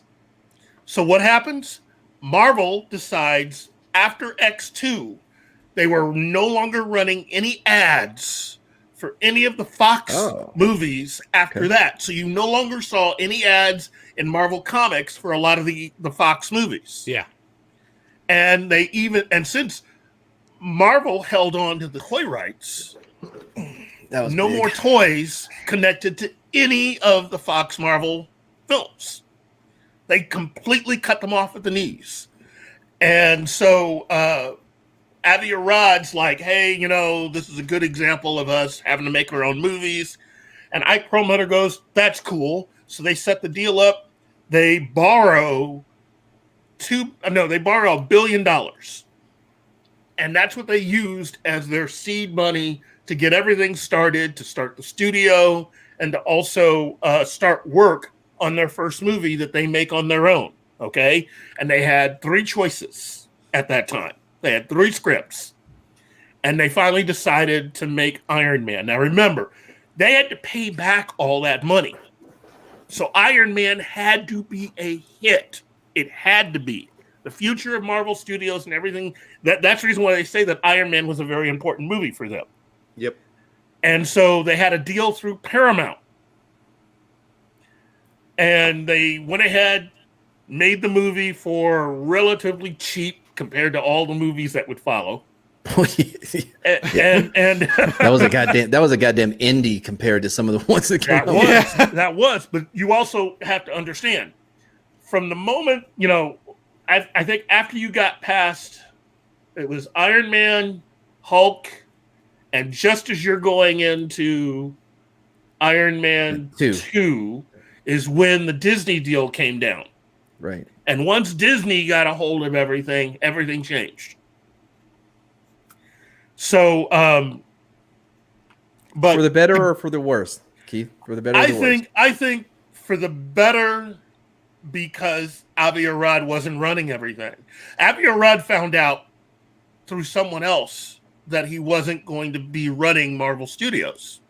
Okay? Now, for a heartbeat, I almost felt bad for the guy. But the thing is that what he did was almost. He goes to Sony, who have the rights to Spider-Man, and they are the only company besides Fox who decided not to work with Marvel Studios. I mean, Marvel Entertainment, as far as trying to do deals to get the characters back. Right. Yeah, they completely said, no, we're going to hold on to them. So Avi Arad goes to Sony, and he starts bad-mouthing Marvel. And Spider-Man became his only link to everything that he used to do, which is the reason why he's all about Sony and Spider-Man. Anything from the Spider-Verse. Yeah, anything Spider-Man related, he's a part of it. Yeah. Okay, his name is contractually now part of whatever they do. That's when Into the Spider-Verse won the Academy Award. Yeah. If you go back and look at the footage of the acceptance speech of the directors of the film, you're going to notice there's this old dude in the background making sure to position himself right between them. He's got a baseball cap Nobody on. gets to accept an award without me. Spider-Man. He's got his glasses on. That's Avi Arad. Yeah, look at me. Look at me. That was his way. He's like putting the suck finger up. Yeah, basically. But he's flashing the finger, and that's his whole thing. In fact, he started doing a lot of really underhanded, dirty shit. Well, he was the guy behind all of the shit that happened when we thought Marvel was going to lose Spider-Man. Mm-hmm. That was all Avi Arad. Last time. Yeah, that was all Avi Arad. So he holds a grudge for a long time. Oh yeah. Well, Avi Arad is the best way to describe Avi Arad is he's like a 13-year-old girl who's really pissed off at her ex-best friend on Twitter. That's Avi Arad. That's Avi Arad. I agree. Oh, okay. And that's the way he treats it. Because somebody wrote a story once about him and comic book movies, and they wrote this whole thing that was all glowing praise of Kevin Feige. And then they wrote about Avi Arad and his business partner, right? Well, instead of putting his name first, they put the business partner's name first. Oh, shit. And then Avi's name. Avi called up the Hollywood Reporter to bitch out the reporter about the fact that he had the names. How dare you put his name before mine? Right. I would just like to go on record that I respect you and I do not share the same opinions with these guys. What do I have to worry about a guy that failed Spider-Man twice? Well, whoa. Here's the other thing. You know, as far as filmmaking goes, in my opinion, the greatest sin you could ever commit as a producer is to fuck over your director. Because as a producer, your job actually is. And you're talking about Sam Raimi. Yeah. Oh yeah. You, as a producer, your job is to support the director because that's what he got hired for. Your job as a producer is to first of all go out and find a director who can interpret the script, and you have to choose a director whose interpretation, when they're talking to you, matches what you think. Right? Or who has the best interpretation. Well, once you choose a director, that's it. You buy into the vision, you buy into what they're doing. Well, then your job becomes support. You have to be the ultimate cheerleader and the boss, because the director's only job is to make sure to translate what's on that page and put it before that camera. That's the director's only job. Everything else, the running of everything connected to that film, falls under the purview of the producer. Yep. Which is the reason why the producer takes home the Best Film Academy Award. Yeah. So, Okay. What happened was... You guys understand why I love working with Keith? Yeah, I know. He's dropping knowledge. So I'd like to point out just how great this went from, I don't know, I came on here porn to dropping this amazing knowledge. I came on with the promise of being able to talk about great movies like Jim Cotta and Miami Connection, but no, this is a lot better. No, like I like the way like you explained producer. Like I know, like I knew what a producer was. Like, you know what I mean. Like and just the way people know what a producer is, maybe a little bit more. Like I get excited when I saw like a Don Simpson and what's Jerry his name? Bruckheimer. Yeah. But those two, when you have people like that, one person's usually good with talent, and the other one's good with negotiating with the studio and getting the money. Right. Exactly. So And when both you of have- them were great with cocaine. Sorry. Yeah, there you go. So anyway, you have Kind of hard not to be great with cocaine. as Eric Clapton sang.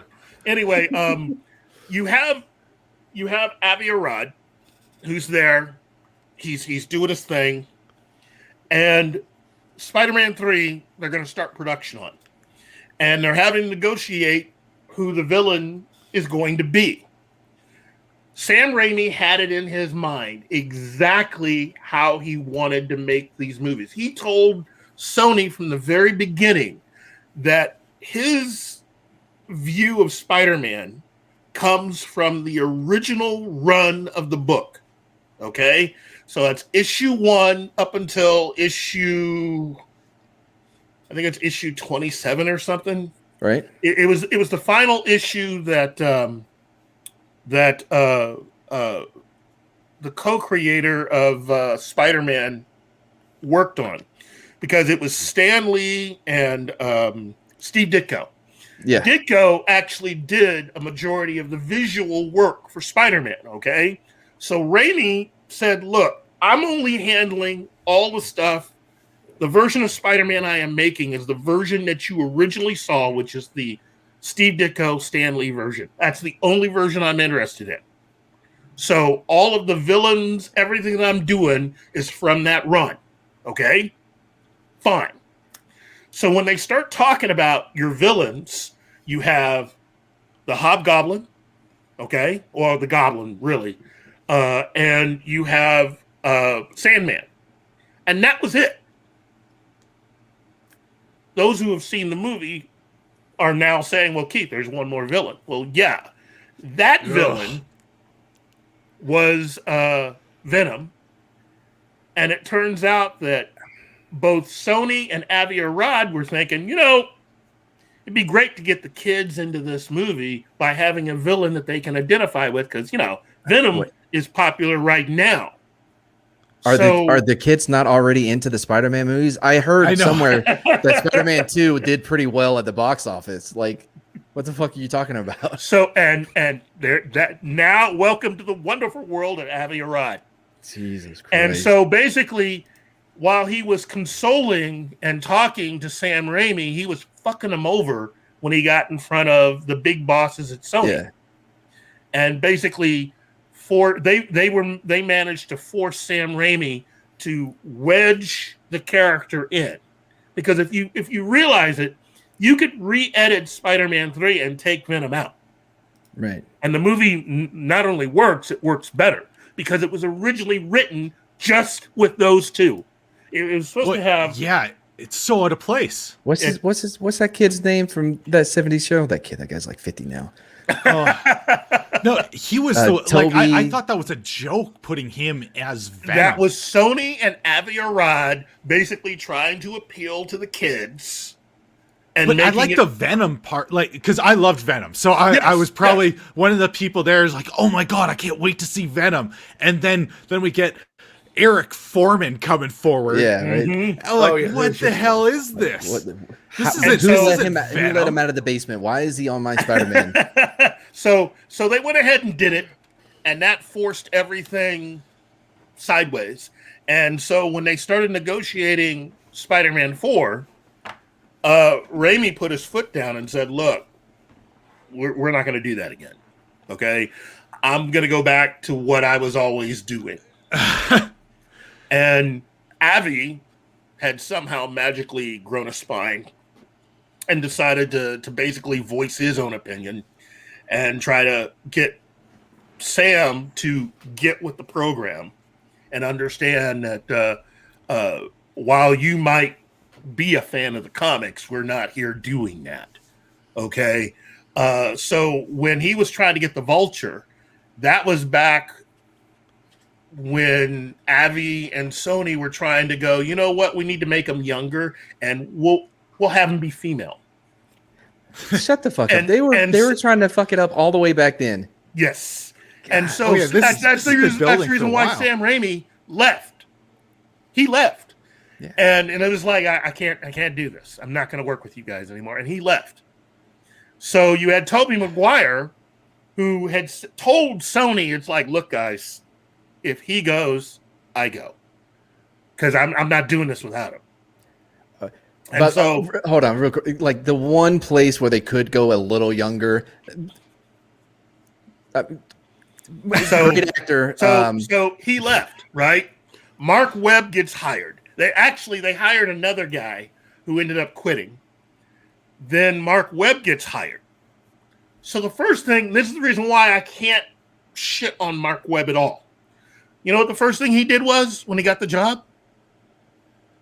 He called Sam Raimi and said, do you mind if I actually take this job? Because they really want me to make this movie. And Raimi said, hey, sure, I'm cool with it. I'm fine with it. Go ahead, have fun with it.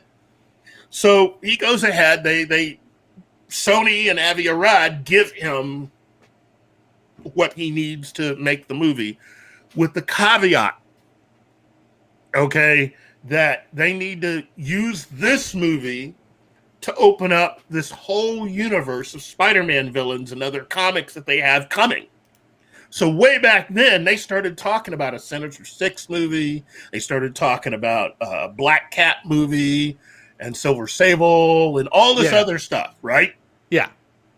And they're going to try to set it up, which is what The Amazing Spider-Man was meant to do. Okay? Yeah. So Mark Webb, they tell Mark, you can do anything you want, but you got to add all this stuff in. We got to lay the groundwork for all of that and Venom too. Because they were talking about Venom all the way back then. Yeah. Even after screwing with Sam Raimi and making him quit, Avi Arad was all about Venom. I want to do Venom. Venom's got to have his own movie. Venom. So, if done right, like, you know, because he's probably, I've always wanted to get to Venom and Carnage. Yes, that's where I wanted it to get. But Avi Arad isn't concerned about doing it right. Yeah, his thought process on it is that all we have to do is throw it up on the screen. Because when I worked with X-Men, that's pretty much how they treated everybody. They didn't care about the fans. What it was we need to just have a character up there and you call them by whatever name you can think of, and the fans will always show up no matter what, no matter how mad they say they. But it happened. Where have we seen that before recently? Fox proved that. Fox, in the way that they treated the fans with the X-Men films, did that. They did it all along. And that's what Gary and I have been saying on our show.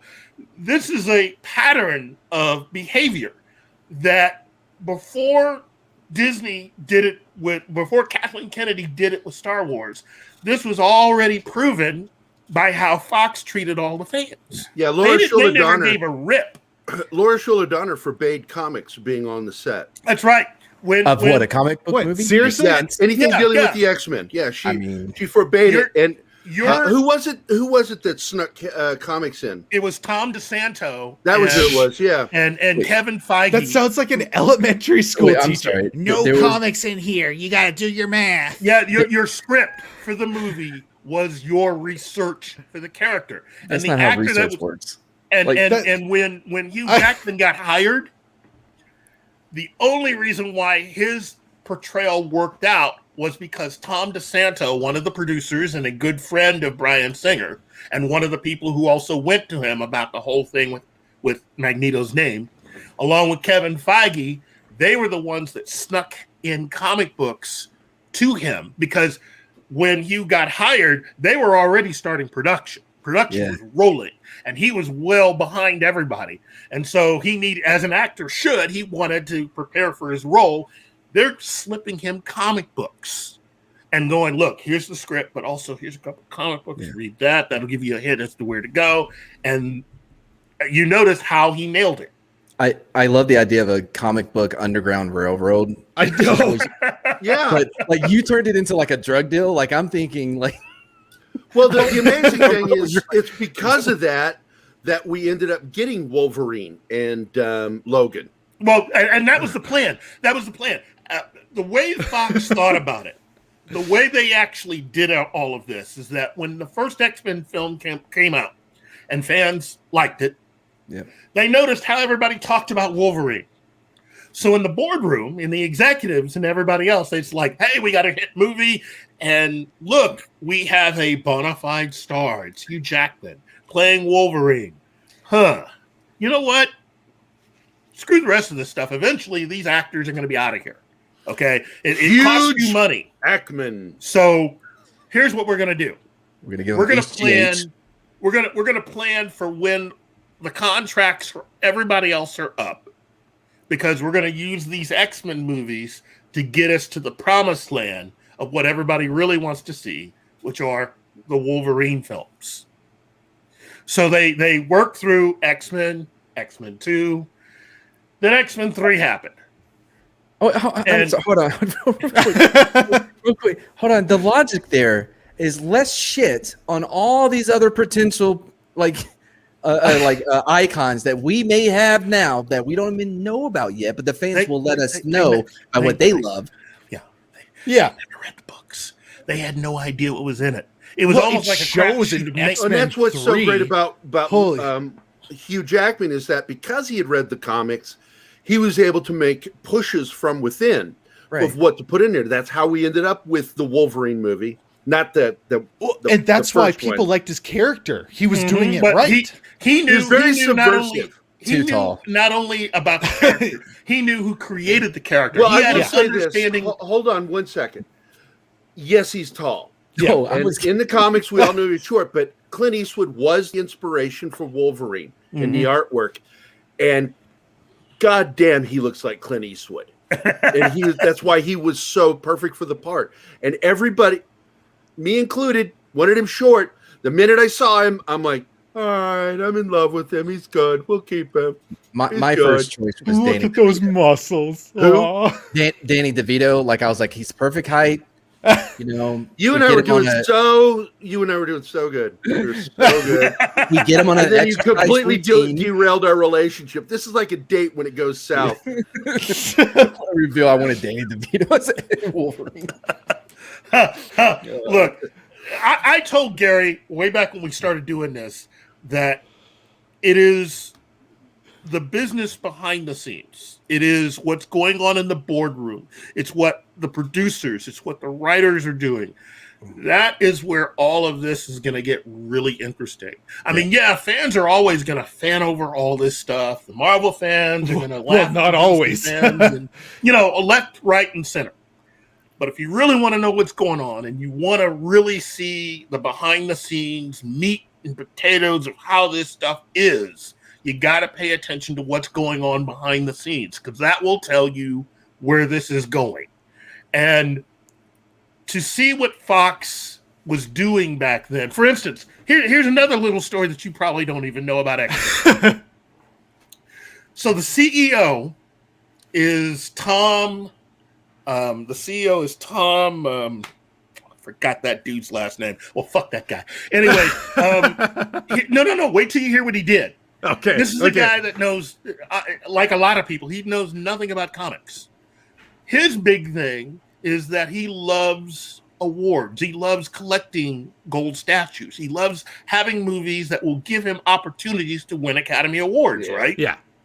So you have a film. When you make your film, especially a studio film, you submit the script, and they have a breakdown based on the breakdown of how much this entire thing is going to cost, right?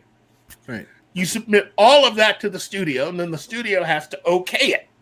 Yeah. Okay, so they okay the script, they okay your cast, and they okay your budget, right? Mm-hmm. So once you start production, once you're in pre-production, that means everything has been greenlit, they've okayed all that stuff, and you're ready to go, right? Yeah. So about a week before production starts, before cameras roll, the CEO comes along and goes, hey, it's just a comic book movie. I'm going to liberate about $20 million out of your budget and take it over here and put it for another project that I think might get me a shot at an Academy Award. So they did. They took $20 million out of the budget, which is the reason why for a lot of people that actually worked on the film, a lot of the tech people and behind the scenes stuff, so there are certain scenes that if you really go back and look at the first X-Men movie are kind of a little hinky, and that's because we lost the money. We didn't have money to do a lot of those scenes. And I'm sorry, I keep bringing up logic here, but don't derail this with your facts and logic. How dare you? Hey, before we go any further, Charlie Bruce is in the lobby. Keith, hey Charlie. Charlie is our director editor for the show. Oh, okay. Hey, Charlie. And Charlie and I go back to 1982 as friends. We met in 82. Oh, and that's a long time. He worked at WFVA radio in Fredericksburg, Virginia, where I grew up. And we did a commercial together, and I was basically hired and fired the same day. Because of a commercial. Oh, Dick Rossi, the station manager, did not like the commercial. Yeah. I sounded like I was stoned. Hey, man. Well, let me ask, were you stoned? No, I didn't do drugs. I've actually very clean cut. Never did drugs. Oh, well, look Mad, who just Jerry, you guys are both Army guys. Book. Oh, what's that? Yeah, you're both Army guys. Yeah, where's my hat? There it is. Oh, okay, yeah, 68 whiskey. Now I'm 68 sure, whiskey after I got out. Sorry, I don't know. I came in as a 91 Alpha, and then I became 91 Bravo, and then they axed that MOS and changed it to 68 whiskey, like right after I left. And I didn't know the boomer number. 68 whiskey. God damn it, you disrespectful. Anyway. No, it's like I prefer 68 whiskey because it's got more. They do more than when I was a medic, and because we only did minor field surgery. 68 whiskeys did far more field surgeries. See, I preferred the 68 whiskey because I thought the malts developed a bit better over time. Single barrel is the only way to go. I don't know why you haven't phantom zoned yourself yet. Like, what are you doing? I was a 19 Delta. Yeah, I was in. I was scout and 4th ID. It was hey Steven. What was I saying? It was something important before Yeti. I don't know. I ruined it. Logic. That's right. Yes. Logic. Like, here's what I don't understand. Oh, and by the way, Charlie, I see you in there with your jokes. I can rewind it. I explained the background earlier. Anyway, so what I don't understand is the Go-Go's. Yeah, what I don't. It makes sense because rewind it. All right. So if you're wanting, those golden trophies or whatever, right? Rather than taking the $20 million from this budget, what if crazy here? That movie is successful and makes you more money that you can then invest in these because a lot of the movies that are going to be up for the awards are not going to make you money because they suck. Whoa, man. You're talking too much sense here. Like, make a good movie to make money? No. That's not how this is done. AIA? Is that right, Che? Is that your stupid? You're not stupid, but your third ACR thing because you didn't want to say "hua." Sorry. I know what you're saying, and there are many people in the business that are surprised this guy had a job for as long as he did, considering some of the boneheaded things that he did. But he will be around long enough to not just mess with Fox. When he retired from Fox, the guy that came in after him was a guy who continued doing much of the same things that he had started. Many of the same boneheaded mistakes, many of the same, just out to kill it. And when they were working on X-Men Origins Wolverine, which was to be that movie was to be the culmination of all of the hard work in making the first 3 X-Men films and giving the fans what they really wanted. Is that the one made by Dumb and Dumber? No, I think Gavin. What's his name? The same director of the other two, right? It's the same director throughout the trilogy. No. Is it not? Bryan Singer found out from a phone call from the Hollywood Report. I think it was the Hollywood Reporter called him up and asked him, "Hey, do you have any thoughts as to who's going to replace you on the next X-Men film?" And his thing was like, "What? Huh?" And they found a way of kicking him out. Of course, they also kicked out Tom DeSanto.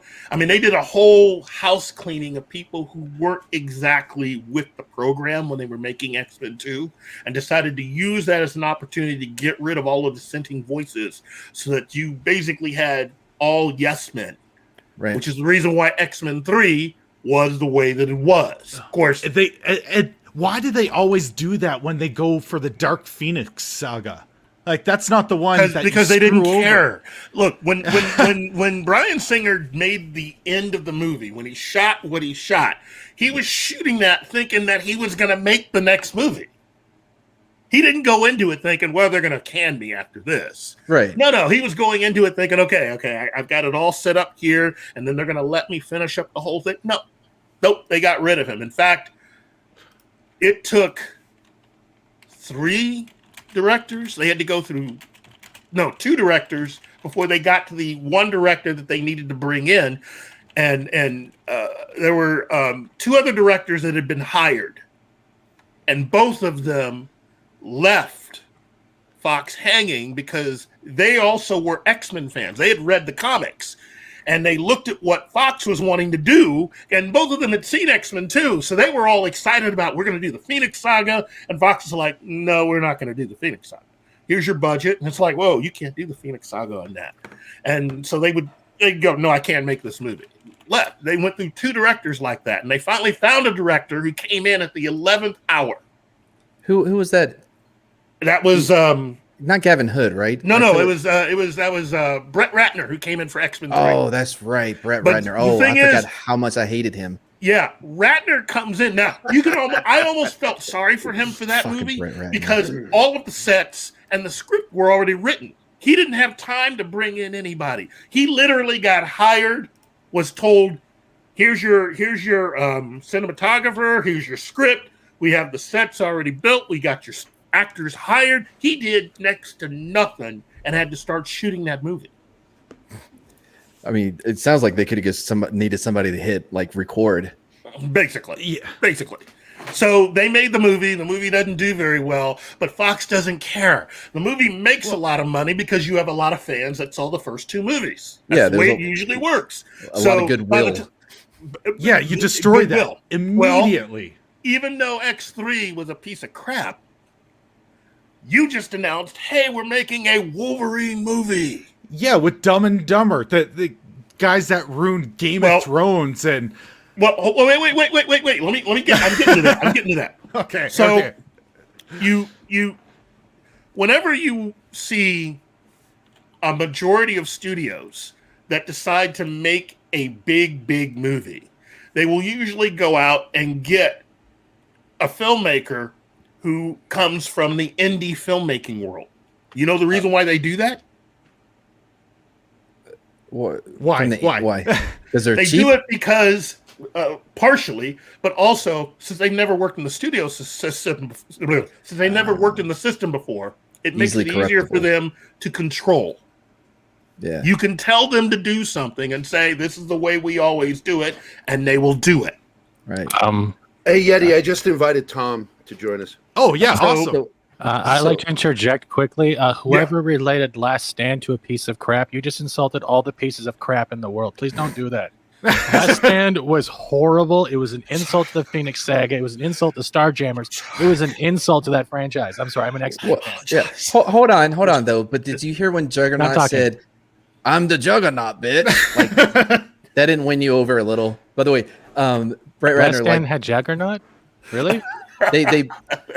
I like the idea of man, we need a new director. Hey, did you see that new music video by Mariah Carey? Let's get him. The direction on that was so great. Let's bring him in to this giant franchise that has made us so much money. Let's get a guy that does music videos. And they tried What to could do go that wrong? with Friday At the the last 13th as well. Exact same thing. I have two. Second question. First of all, it's high panel. Secondly, whenever you look at Mads' background, does the Saved by the Bell theme play? Oh, I keep fucking forgetting to change it. As it should. As it should. Well, the director was Gavin Hood, okay, of X-Men Origins Wolverine. And this, remember, was supposed to be the ultimate, this was to be the ultimate X-Men movie. This is to be their big movie that they were going to make all the money on, right? So I don't remember that being the feeling right before that movie came out. I think I lost it. Cyclops, Deadpool. I think that's this was to be their big movie. So you have a director who's never worked in a studio system before, and they think that they're going to be able to basically tell him, hey, hit record. That's basically all they want you for. Okay. Sorry. So this is after The Last Stand, right? Yeah, this is after the last. All right, so they just brought in a director from MTV. Didn't work out well. Okay, Yeah. but now they're like, but Wolverine, this is what we've been working to. Who do we got? Gavin Hood. What has he done? nothing. He had done a couple action movies, but he wasn't somebody that was in the studio system. Okay. Oh, okay, so not from CMT, right? Yeah. They're away from music So video. he comes in, and this is a guy that actually, okay, I may not be familiar with the comics, but I'm a director. I have a vision. I want certain things a certain way. This is how petty everything had gotten.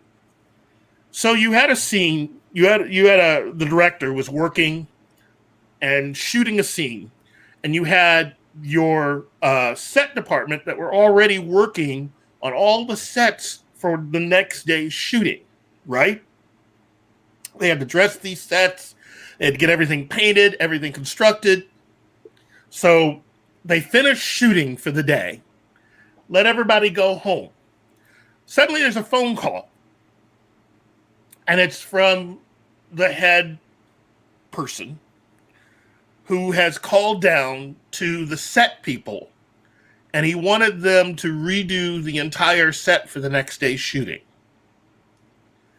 He wanted them to not make the colors so dark. He wanted to lighten up all the paint.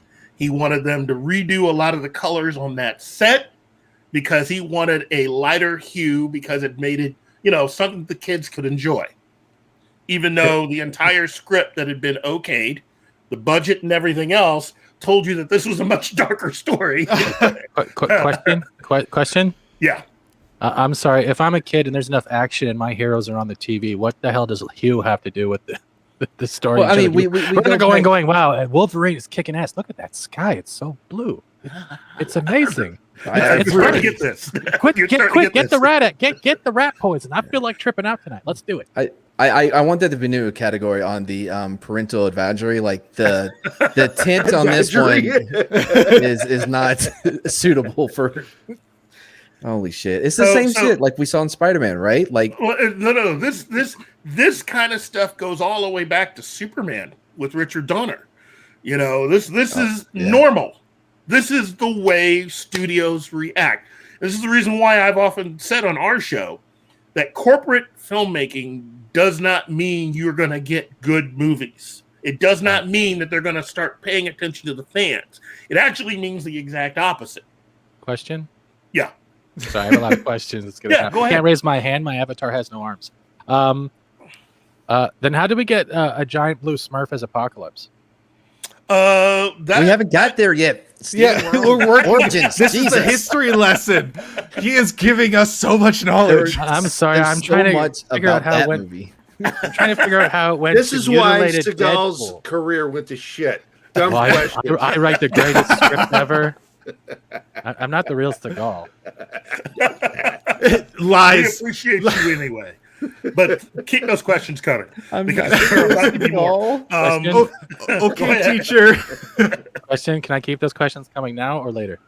Later. Okay. Now. Question? Yeah. It's now later. It's always later. Anything to piss off Matt. Hey, look, I'm just here for the ride. But no, be quiet. Anyway, I know he's like I'm watching it. I'm like, oh yeah, I'm part of this chat. I gotta say something.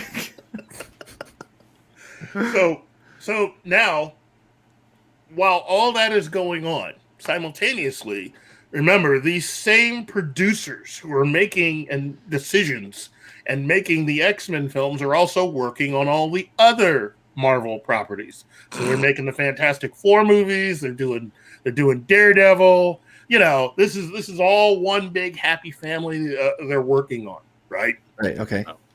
And X-Men Origins Wolverine comes out, doesn't do so hot. Doesn't even get close to what they were thinking. Well,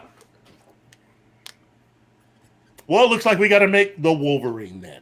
So they turn around, they cobble together some money, and they figure, okay, we'll actually take one of their comic books and try to make a movie. Yeah. Well, let's just crack this open and see what's in here.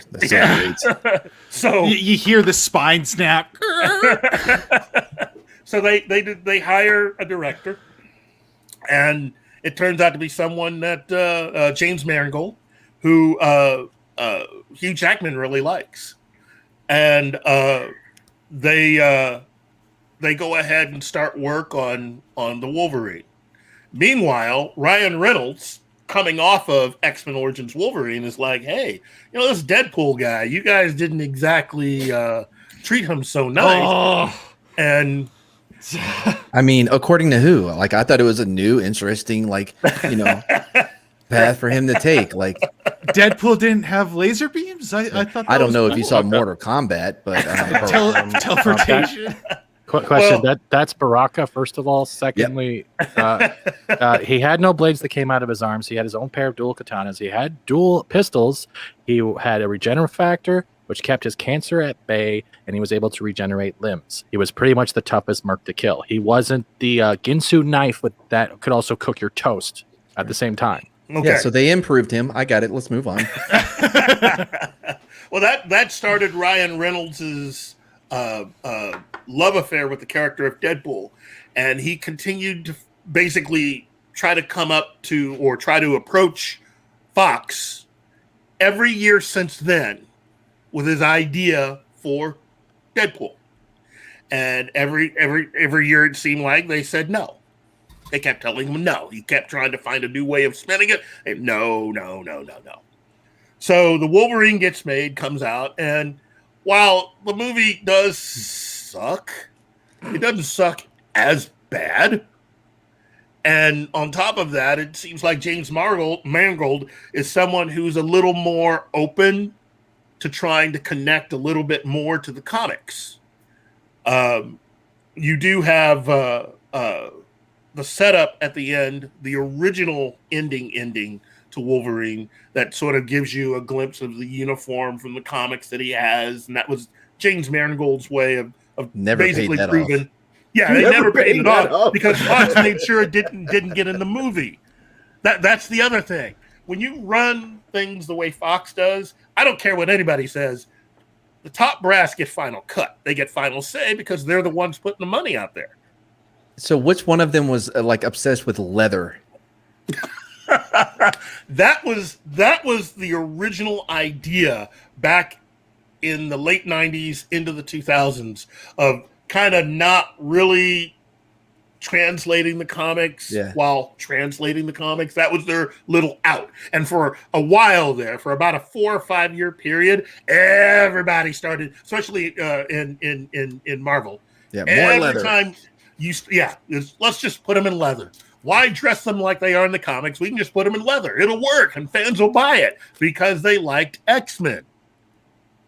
And that was their whole thing. As long as fans continued to go to see any of these movies, Fox was going to continue to do what they were doing. They weren't going to give you the comic book, but fans kept going back thinking, maybe this next one. Maybe this next one. Yeah. And that they had Isn't that how battered relationships go? Yeah, there'd usually be like one good one that brings you back and like, oh, okay, they finally get it. And guess what?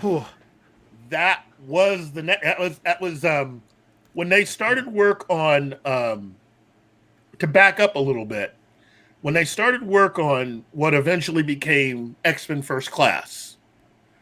What that actually was was taking two scripts. There were three scripts, remember, that I told you about? Yeah. One was X-Men Origins Wolverine. The other was X-Men Origins X-Men. And the third one was X-Men Origins Magneto. So Wolverine got made. Rather than try to decide what was going to come next, somebody had the idea of, let's just take these last two scripts and combine them. Well, here's the thing. The Magneto script was off the chain. Somebody had written a script that was just that good and then some. The X-Men script was not so much. What was that one about? It's pretty much what you saw in that movie, okay. First Class. Yeah, okay. Yeah. Oh, X-Men. Sorry, I thought you were saying X-Men, because isn't there an X-Men? Question about the Magneto, though. Yeah. What you said, it was that good. Did they use any of the scenes that were in that script for the travesty? Yeah. What you do is you take X-Men First Class and all the scenes and stuff before Xavier and before Magneto meet each other. Everything that you see going on with Magneto was originally in the Magneto solo movie. Okay. So if you take out all of the Magneto scenes up until the end of the up to the part where they met each other, and you edit those out and made it its own movie, it's kind of cool. It's like James Bond with superpowers. That entire script was that way, and I know people that actually have that script that have told me it's like, yeah, the entire script was fantastic. And the second part, has anyone tried taking those scenes out of those movies and compiling them into a short film to see if they can? I guarantee you there's a fan edit somewhere. Yeah, there is. Now, if you take all of the other scenes out, what you get is the X-Men stuff, and that's about how good that movie is. And what they did was, in combining both of them, then you come out with this hybrid that had a lot of really cool scenes initially, and then everything just becomes meh in that film.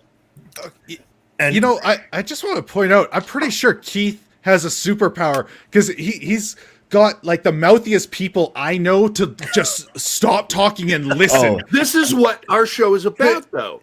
Yeah, like watch our show. I crack a joke, I trigger a comment, and then I shut the fuck up and let Keith go. See, Gary and me, like, we're right there. I'm doing the same thing. Like, I know. And I'm like, okay, these are the mouthiest people I know. This is going to be a chaotic stream. And now we're just like, please go on. Yeah. When we first did, the way we started the show was because I met Keith at VisionCon, and he worked for VisionCon. And then like we started like talking, and like we get on the phone and we talk for like 3 hours. And I'm like, God, we should do a podcast or something. And then we did a spot at a convention, Geekmas. Yeah, Geekmas, Christmas convention. Yeah, convention. And we just did a panel, and everybody else acquiesced and gave up their panel spots for us to continue. And we did it for almost 3 hours. And people who were going to do panels just sat down in the audience and let us go. And I said, what I like about Keith is he knows shit that I don't know. And I know these little things that he doesn't know. But his knowledge of behind the scenes, how shit works. Fat Stevenson calls fucking crazy. oh, trust me, like he may be quiet, but he's gonna grab as much attention as he can. He's like one of those actors that's constantly touching their hats or playing with shit in their fingers in a movie. That's me behind the scenes right now. Yeah. Or eating in every scene. Right. But Keith is like this like knowledgeable guy. And like I said, I've described him as that guy with all the pictures on a corkboard and strings of yarn connecting things. I have to ask. Tom says he's going to try to get over here real quick. Okay. I have to ask though, with what you know from the X-Men movie Legacy, I hate saying that word because it makes me sick. But the X-Men movies in general, yeah, exactly. But the X-Men franchise in general, when the movies went bad, was there any point of them actually being saved, or did they just go off the rails and just ignore the canon that the comic books gave them an actual road to do, even if they followed it simply? Do you think that they just ignored it and said, "Screw it, I'm going to go for flashy lights"? There was a time when making those films actually made the studio money, but when you start breaking down what was spent versus what they made. Mhm. And you start looking at the box office in terms of taking what was spent and just taking that out of what they made. And you looked at how much they had left, your profit. Yeah. Profits were going down. As each movie was coming, as each new film was coming out, the profits were going down. It was just because they were making shittier movies. So wait, they went from a studio that wanted to make a quality product to bean counters, and then it just cost what these heroes were to people who wanted to see these movies. So then you had Deadpool, and that Oh, yeah. Deadpool became that movie that completely shocked everybody, including Fox, because everybody that was a part of that film, and since they didn't look, contrary to popular belief, nobody connected to any of the previous movies had anything really to do with that film. They were pretty much left on their own. Mm-hmm. And that's the reason why Deadpool worked. Real quick though, Gary, I wanted to ask if Geekmas ever, why didn't that catch on? That sounds like a brilliant idea. Well, it's they still do it. They have a good crowd. They do have a good crowd. It's a regional convention. It's a North Pole region. Yeah. No, it's done at the in Springfield, Missouri, at the Arts Council. Yeah, the Creamy Art, the old creamery. Yeah, it used to be an ice cream place, a place where they used to make. Yeah, ice we're gonna cream. go down to the creamery. Yeah. And so they turned it into an art center. Yeah, and so now they it's the home of the Arts Council. Yeah, and so it's a mutual friend of Keith's and mine. He and I do military vet stuff together, and he and Keith did a show together, and then I stole Keith, and but we're all friends. We're all friends. So he invites us to do it, and we sat down, took the show over. And it was brought up several times that we really need to do a vlog or a podcast, and so that's how it got started. It literally was within weeks we started doing the YouTube channel. Well, you contacted me. It's like, hey man, call me. It's like, let's do this. Let's do it. We'll shoot it in my bedroom. No, it's not boring. Do you have a Peter Pan costume? I have an idea. No, we'll just pass the mic back and forth. It's fine. It'll work. It was Second almost that star bad. on the dude. right and straight on It was till morning. almost that bad. So with everything I've told you about Sony and Spider-Man, and Fox over here with the X-Men and all the other stuff they had, notice that one of the people that got let go, was Kevin Feige. So Feige is out. He's doing what he does. Avi Arad, as I said before, came up with the idea for Marvel Studios. They get the money together. And again, to this day, I'm still amazed at how someone who is a billionaire couldn't come up with the money to finance all this, but they had to go out and borrow that money. But I'm just a guy. I just, So rather than go with Avi Arad, they choose Kevin Feige. Kevin Feige is a guy that, while he is kind of new, he basically produced a majority of all those films. He stayed with those films for quite a while. I mean, for Fantastic Four, Daredevil, X-Men up to a point, and then he left. Okay? So now he's got this job where he's having to, no pressure, but hey, we're going to give you X amount of dollars, and the future of your job and everything else connected with all of this depends on how well you make the next movie. So looking back at all of his experiences with Fox, and he makes Iron Man. How'd that turn out? Good, because he basically is like, hey, I'm going to look back at all my experiences and just do the exact opposite. Well, the thing I like about it too is, and we haven't brought this up yet, is that's the House of Favreau. Yeah, Favreau helped get it off the ground. Yep, and that's why Favreau is so important to what's going on with even Star Wars. Mm-hmm. Favreau kind of stepped away from Marvel. Yep. Well, wasn't he pushed out by Feige, kind of? No, it's like, no, it was because he and Feige get along. They're friends. Yeah. Okay. you reach a point sometimes where you become associated with something so much that you become curious about doing something different. You got to remember, when you get into that merry-go-round of making movies that are a part of a series, any series, as a creative behind the scenes, Right. you are living, eating, and breathing that almost 24/7. And if you're a producer or filmmaker, it's even beyond that. Okay?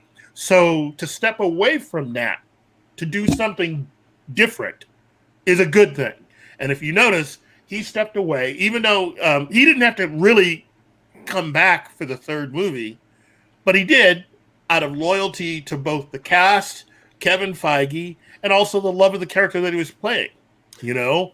Now, I want to point out, though, that Andre, I think, was the one who just did the video talking about this exact subject, that there were ruffled feathers at Marvel. Mm-hmm. And between Jon Favreau and the upper management, and which led to him kind of being separated. And this includes Disney, too. And it was his relationship, though, with Disney that led to him doing more films. He made his film, I think it was called Chef. And that garnered a lot of respect back with the people at Disney. Yeah. It wasn't meant to be a box office movie. That's one of those movies that you make. It's a hell of a movie. I feel have you seen it? Can I ask like a test? Me too. I loved it. I loved it as well. Yeah, go ahead, I've seen dude. it. What's up? What's up, Mr. Seagal? What question do you have, Turkey? Well, first of all, I'm a Turkey Duke is my ruffled feathers. But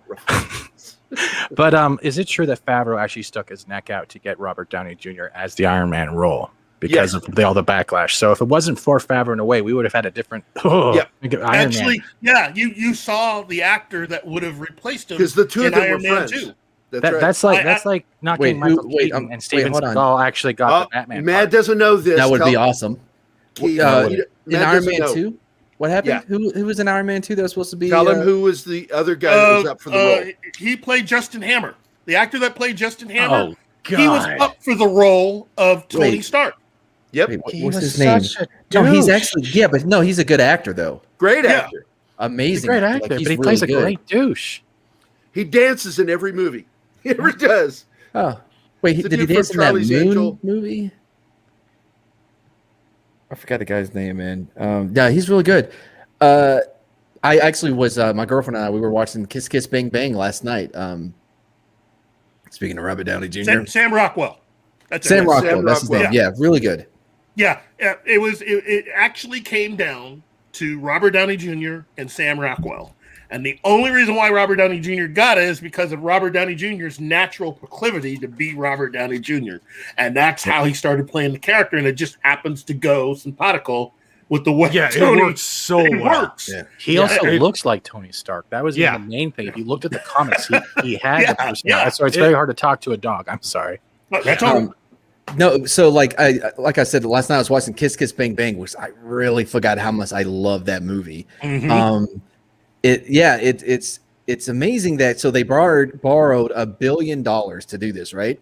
They borrowed $1 billion to do the whole studio, make a movie, but to develop the studio too. Right. Yeah. And they hinge all of that on Iron Man, who nobody gives a shit about. Yeah, he was a no one at the time. Yeah, and on Robert Downey Jr., who rumor has it he had some problems with prior to this. You know you're doing bad in life when you wake up in the bedroom of a kid that you don't know, in a house that you've never been to before, in a neighborhood you've never really been to before. Yeah, he totally Margot kidded. Wait, didn't Marty McFly do that too in Back to the Future too? Actually, John Belushi actually did that when they were filming Blues Brothers. Oh wow! Did they have to send interns out to go pick him up? And rein him in. They had to go find him every single day just to get him to set. Yeah. He kept wandering away from set sometimes. Well, it just sounds like he was making sure those interns still had a position there. Because if he does not wander off, he was a job maker. Yeah. There you go. Seems reasonable. So, but if I don't get arrested, who's worried about the cops? We got to think of everyone. Sorry, they don't know where we are. This isn't my house. you look. There are a lot of things going against them, but it worked. Do you think he demanded breakfast when he woke up? Like, I think doesn't it know was where he something is, but after like, give me some breakfast. I picture them just like, okay, Pop-Tarts, but nothing more. We'll put while Better you not put your be clothes back strawberry. on. We'll- Yeah, no strawberry, no sprinkles. I want that s'mores Pop-Tart. I want that black coffee. The negotiation came down to the type of Pop-Tart. Yeah, there's literally the whole contract is written on a napkin with a ketchup stain. Oh, let's get this done. Yeah. That's about it. But it worked. It worked for everybody. Everybody except Avi Arad, who was busy being pissed off and continues to be pissed off to this day. Oh, He's let an me add angry something. little girl. Let me add one more thing to the story. So remember how I told you that the guy that was running Fox, who liberated the money from X-Men, and eventually he retired? Mm-hmm. Okay, you guys heard about Amy Pascal and the whole Sony email hack thing. Yeah. Okay, That okay. sucks, man.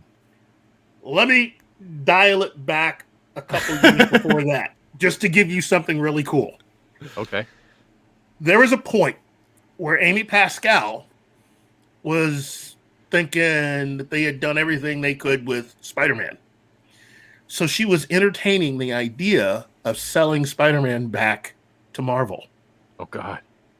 Okay? Right. That would have So- been way early on too. Yeah, well, hold on. Wait. This gets good. So Avi Arad finds out. And Avi's like, no, you can't do that. Now, the reason why he's saying that is not just because he hates everybody, but because he knows that if it goes back to Marvel, Marvel would make sure he would not have any connection to the movies and he'd be out whatever paychecks he's getting.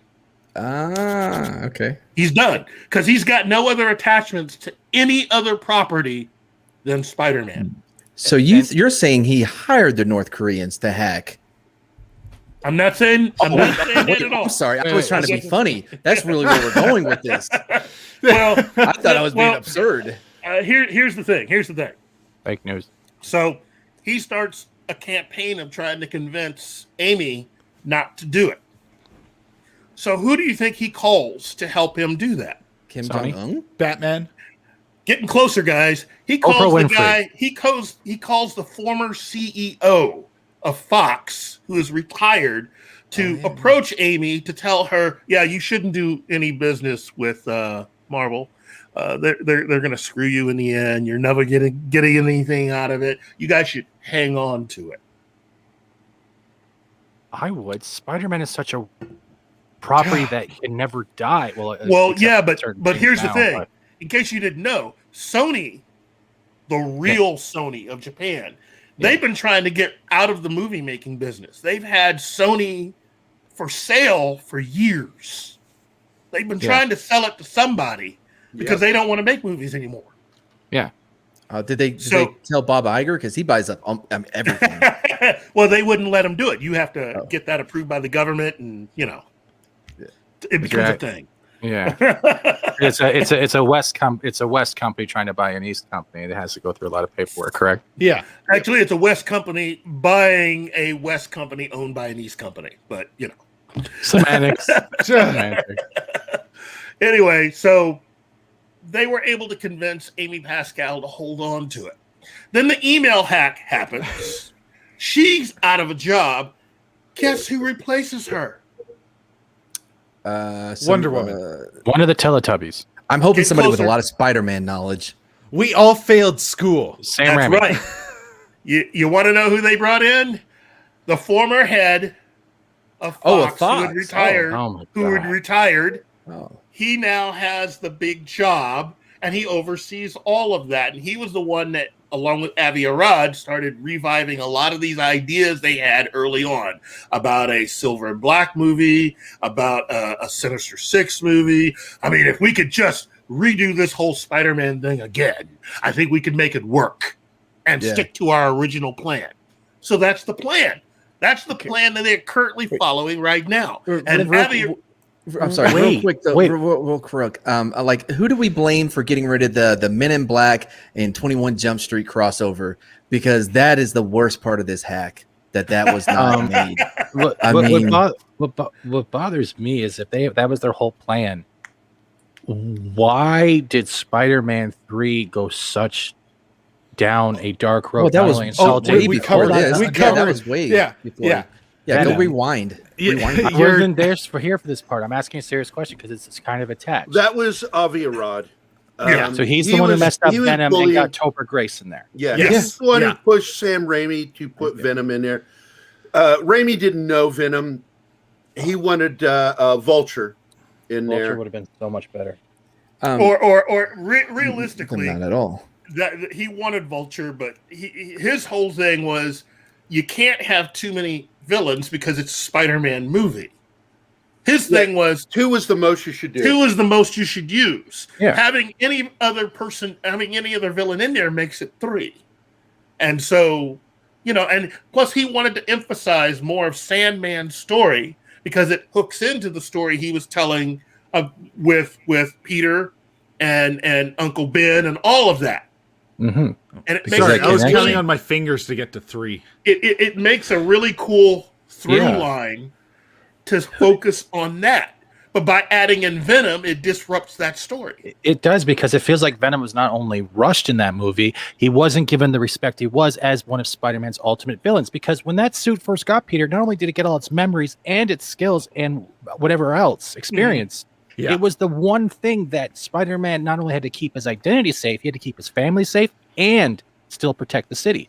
They had a whole movie with that one character, and instead we got the Gilmore Girls Sandman and Topher Grace from that 70s Venom. It did not work. Yeah. Yeah.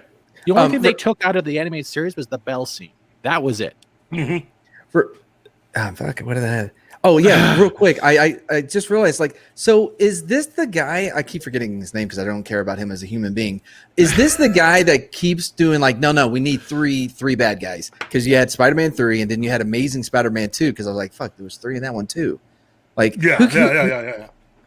who's doing this role Tom. of 3? It's Tom. It's Tom. Now, guess what? You can ask Tom that question because he and Midnight's Edge have done a majority of the groundwork on all this stuff. These guys are the 60 minutes of geekdom. I'm telling you right now. That's really what Midnight's Edge, Tom, Andre, and Rob, those guys just get it all. How is he so good? How is he so good at that? I think I've heard. I think I've heard Years about of these guys practice. before. When the camera's off, I'm practicing the suck-up motion because the co-host has to know what motion to give as a signal to the host. Yeah, I don't think you need to plug the biggest channel on here. Everybody knows who he is. Oh wait, we can find Midnight Edge on YouTube. yeah. I'm going over I thought they were just Gary's resume right now. I thought they were just on Twitter. You guys, I thought it was MySpace. Like, Tom is cool over there on MySpace. Both of them. You telling me they got a show? I'm everybody's friend. Oh, and they cover Everybody's movies. friend. Oh, wow. Give me $500. Look, Fuck you, all this Fatty. stuff Give me is- $500. Oh, fuck you, Freddie. Give me $500. I want it $500. is at the heart of why I study all this stuff, and it's what makes me, it's one of the reasons why. Well, as Gary will tell you, it's the main reason why I'm on the show. Because outside of that, I'm useless. So No, bro. You have wicked delivery. You have a great storytelling. Man. You know your voice, bro, shit, you do. Keith. Yeah. Like, you're going to be on our show in the You're future. but, great like, at that, wow. and you offer us diversity points because otherwise we're just toxic white males. That's not true. That's not Always true. wait. Keith we isn't have- white. We need to talk. Wait, I can fix this real quick. Hold on, I can fix diversity real quick. I do not have a good feeling about this. Hi, know. hi. Now he's a waifu. Awesome. I'm a white waifu. I mean, you didn't even point out that you do have a Jewish man behind Hey, you. you know what? I'm the perfect woman for one reason. I can never get away. I have no legs.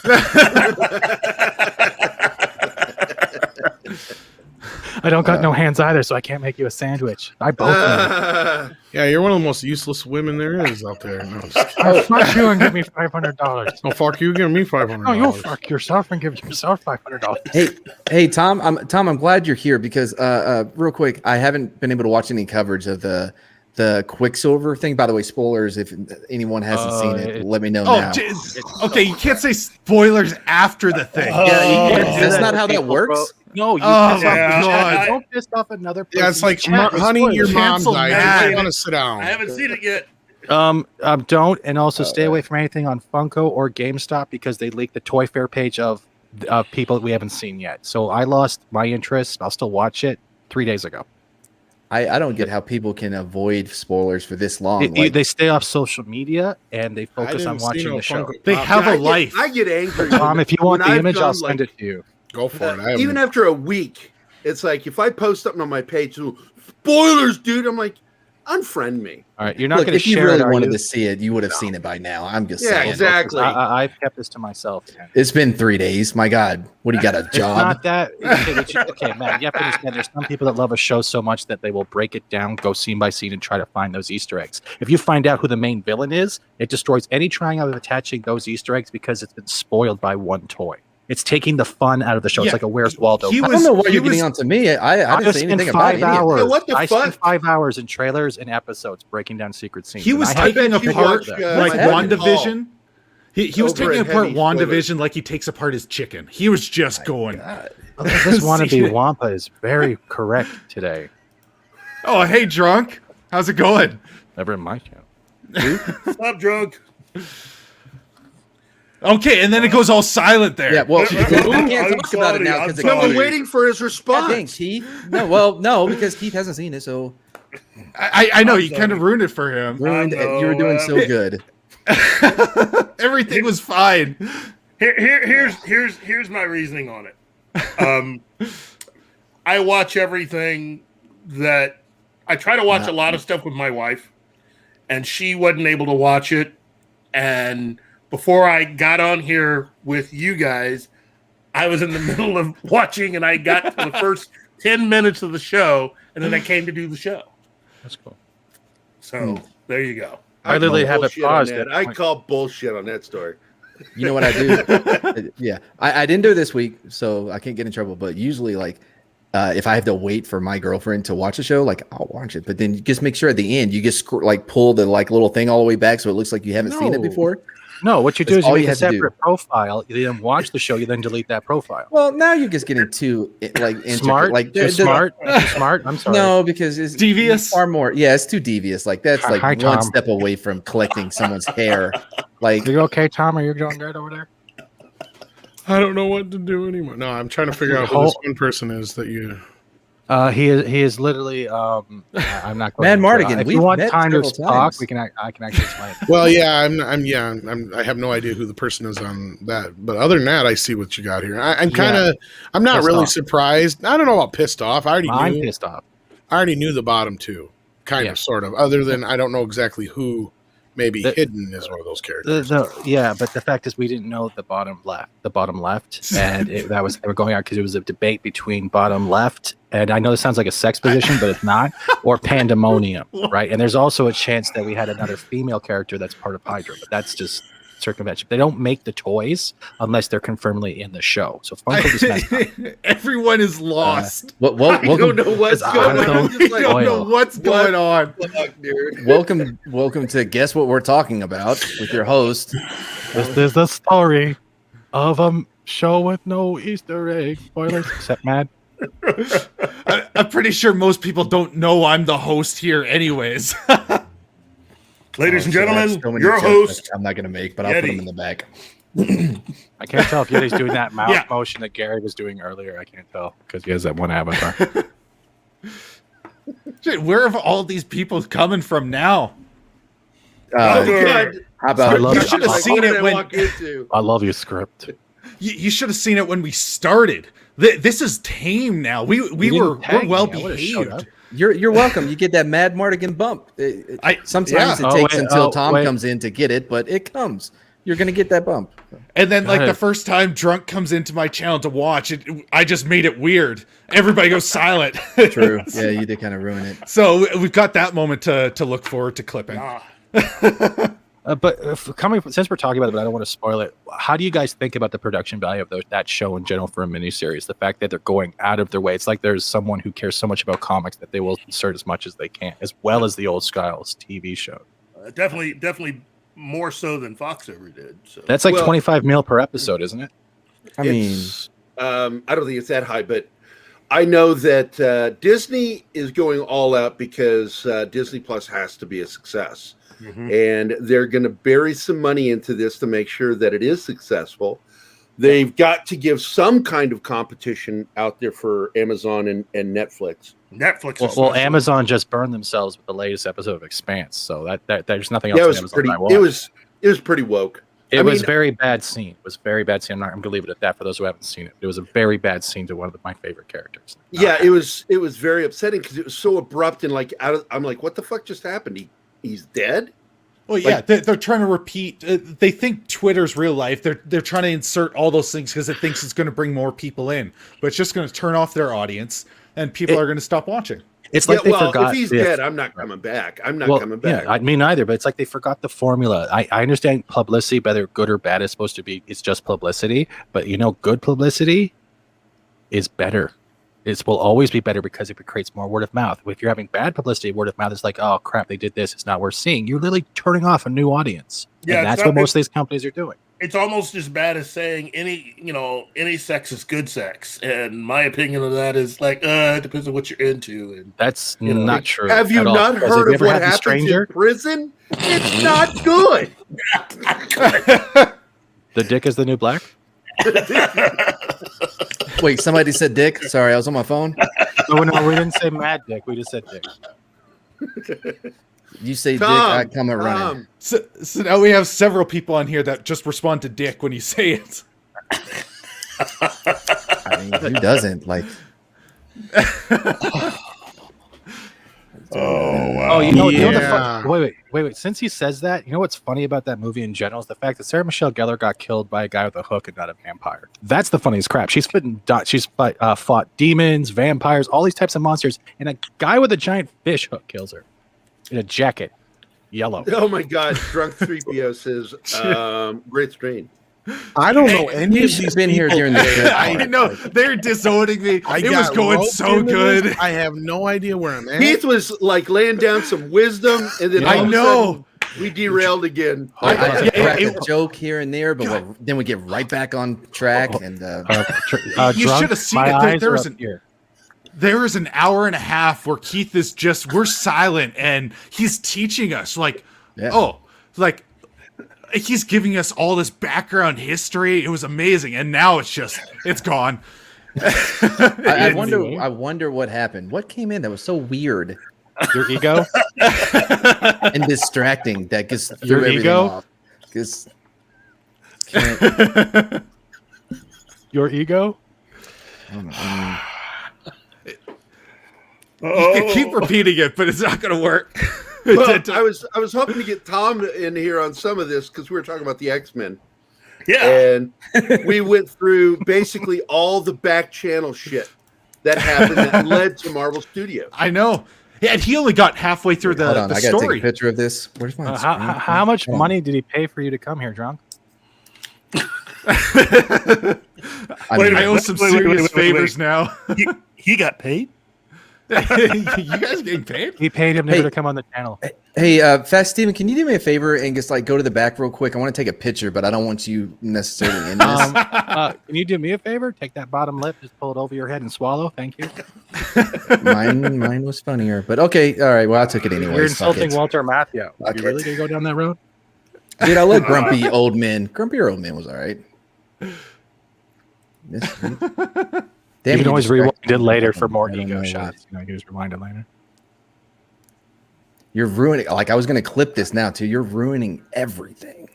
Hashtag tiny violin. Let's go. This was going to be my intro, but anyway. But it's gone now. Gone forever. So back to X-Men. How are you guys liking the new X-Men? What new X-Men? Exactly. I'm just trying to change the subject. Look out. Old man Keith forgot he was on a show. That was some sexy legs. Those are some sexy legs. I just said, look out, old man Keith forgot he was on a show. I want to know what he's hiding I underneath that think sheet. I better look and see what's outside the window. There's a bunch of dead hookers there. Under the sheet? Under the sheet, yeah. He lives in Las Vegas?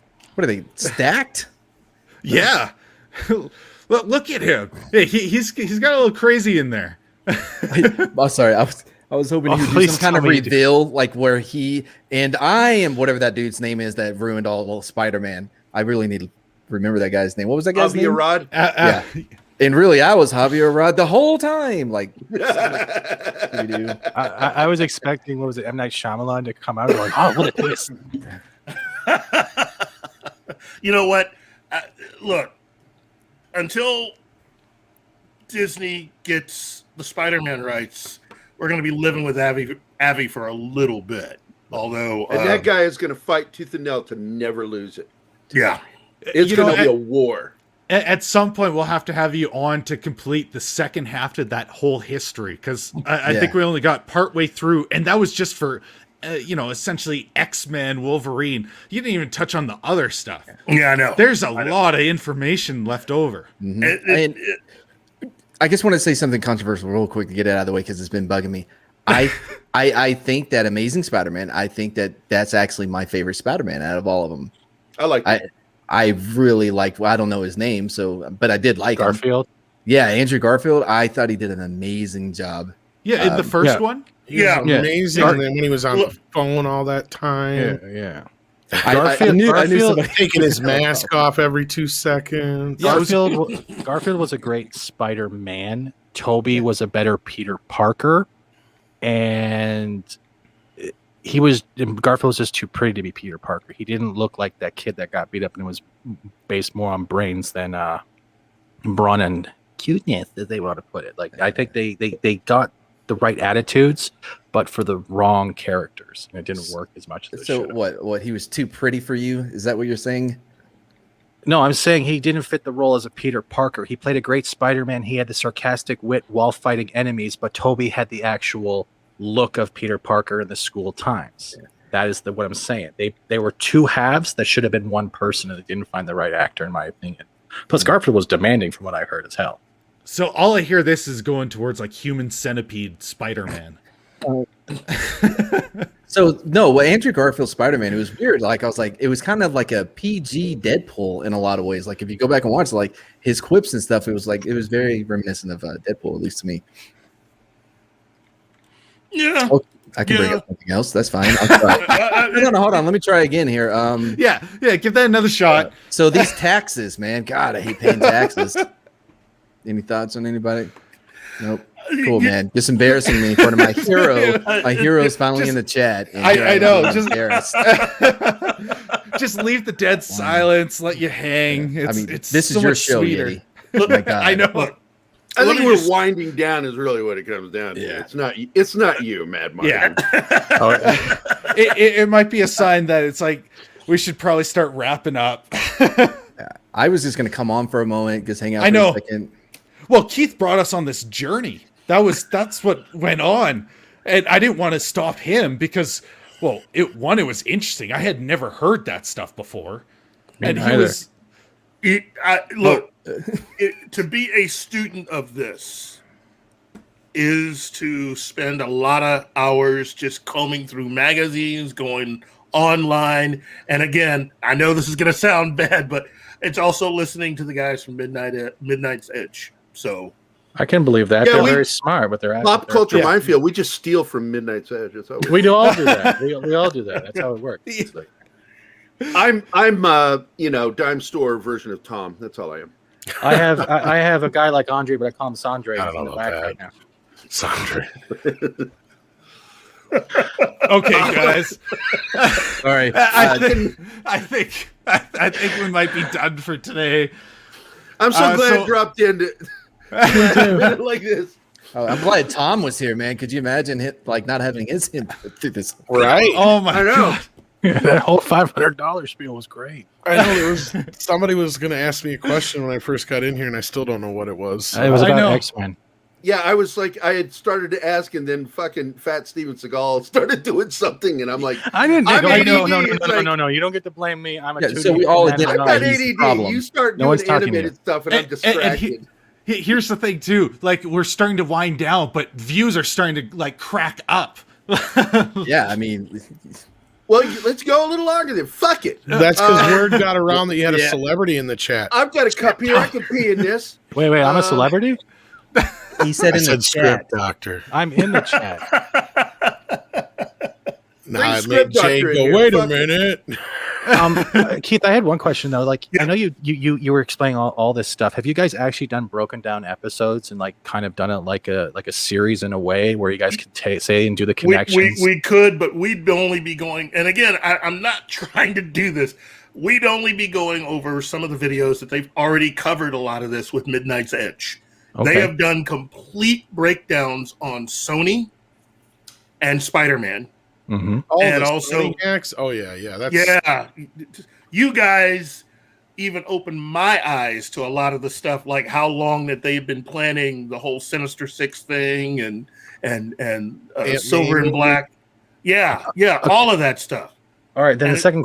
Sorry. Then Yeah, go How ahead. do you think if they for a villain for the X-Men they actually went with Mr. Sinister, it would have been a different type of deal and would have been a good way to go? I don't think it would have stopped what ultimately ended up happening with the studio because they were losing so much money and look, I don't think it was a big secret that there were people working on streaming that were attempting to do this, okay? Mm-hmm. When you look at how powerful Netflix is, how many viewers worldwide Netflix has compared to everybody else, you can see why Disney is doing what it's doing. Disney desperately at least wants to become number 2, and I think technically they are now. They've achieved a lot with Disney Plus Yeah, in a because short amount that of was time. what I was leading up to, is that they're competing directly with Amazon and Netflix. And Netflix. But Amazon Netflix is hard to beat because they got 190. globally, Yeah. they've got the largest subscription of anybody. I think it's 190 million subscribers worldwide. And that's more than anybody else. So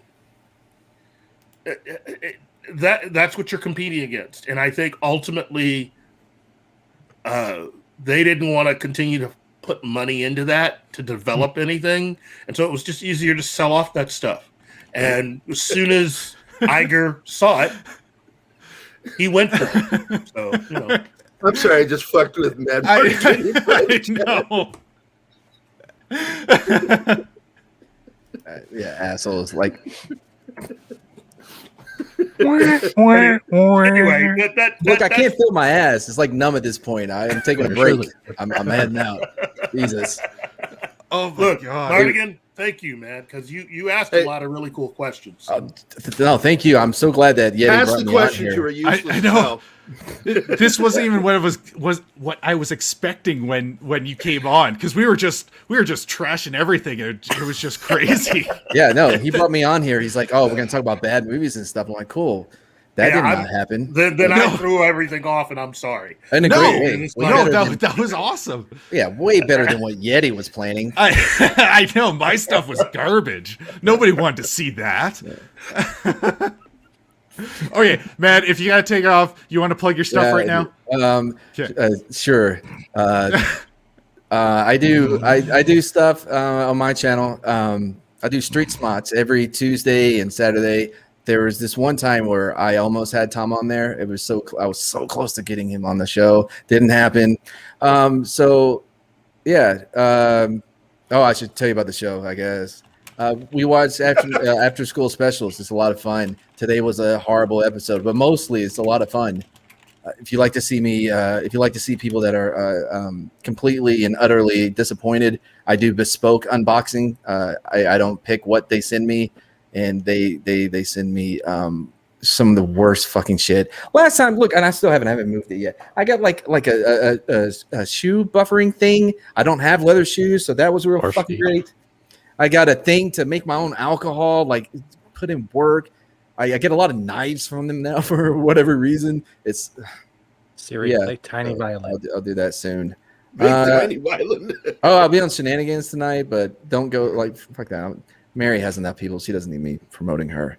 Well, Anyway, why don't you that's just it. start promoting all of YouTube then? Nah, that's it. If you've never seen it, try YouTube.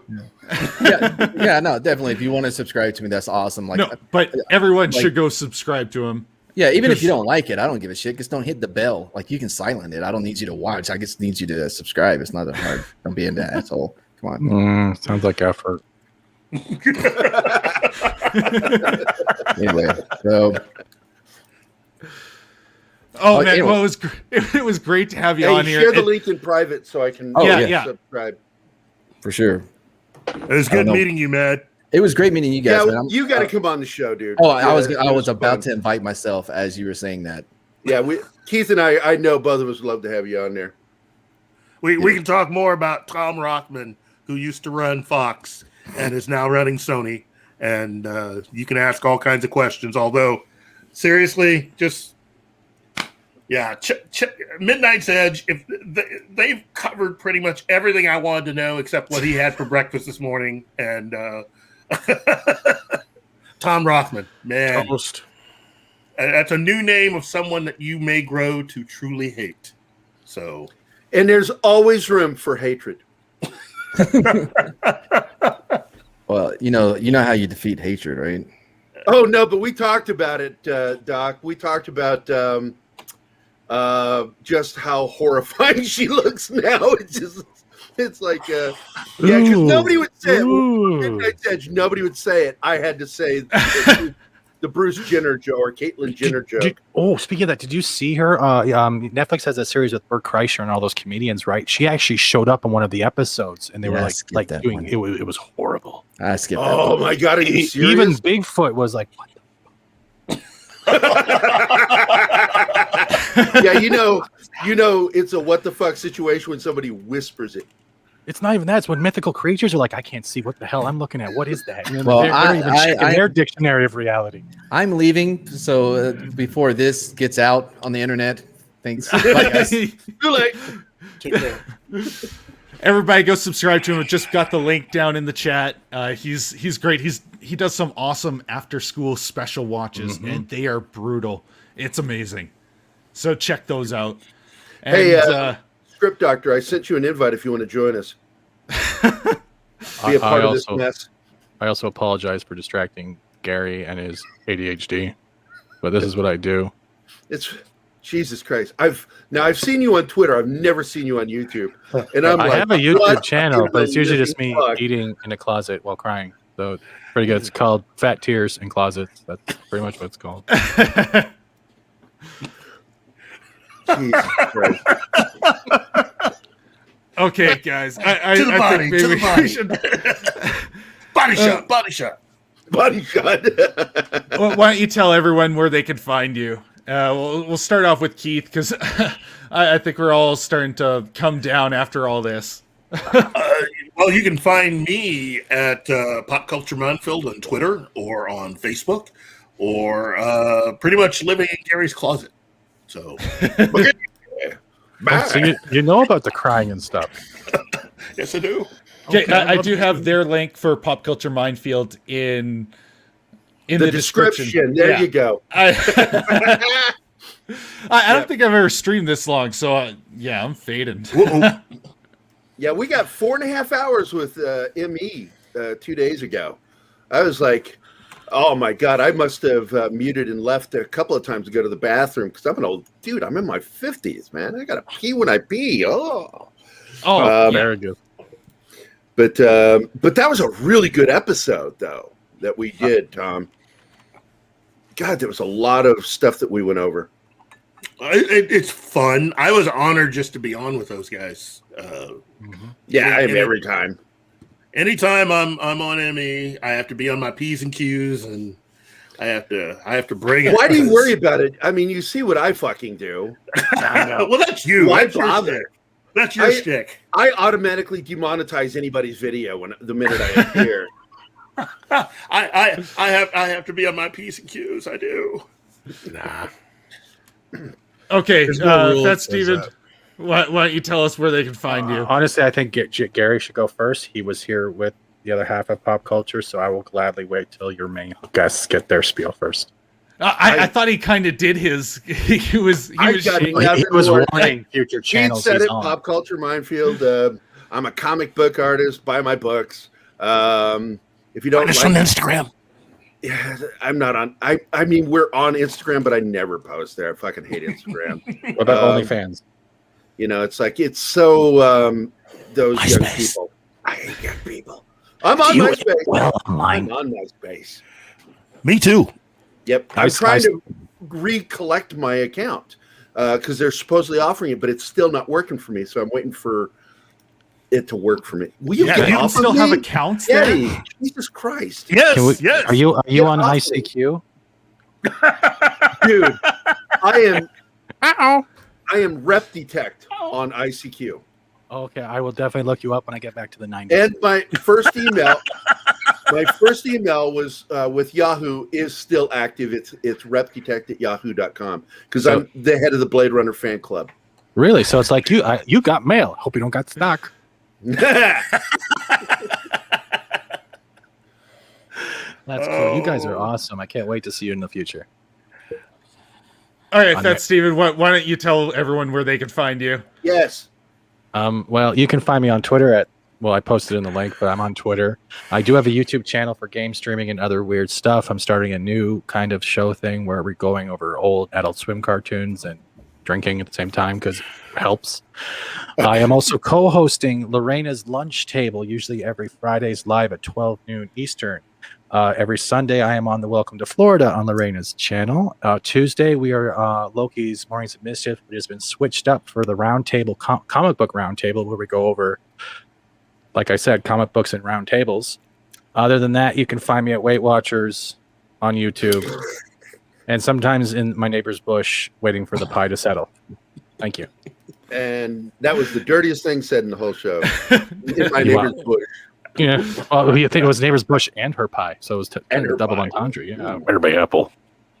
And how about you, Tom? What about me? Oh, where can everybody find you? What do you have going on? You can find me on the YouTubes. You can find me at Midnight's Edge After Dark. Here, there, and everywhere, hanging out with hooligans like these. Your tomfoolery, Tom.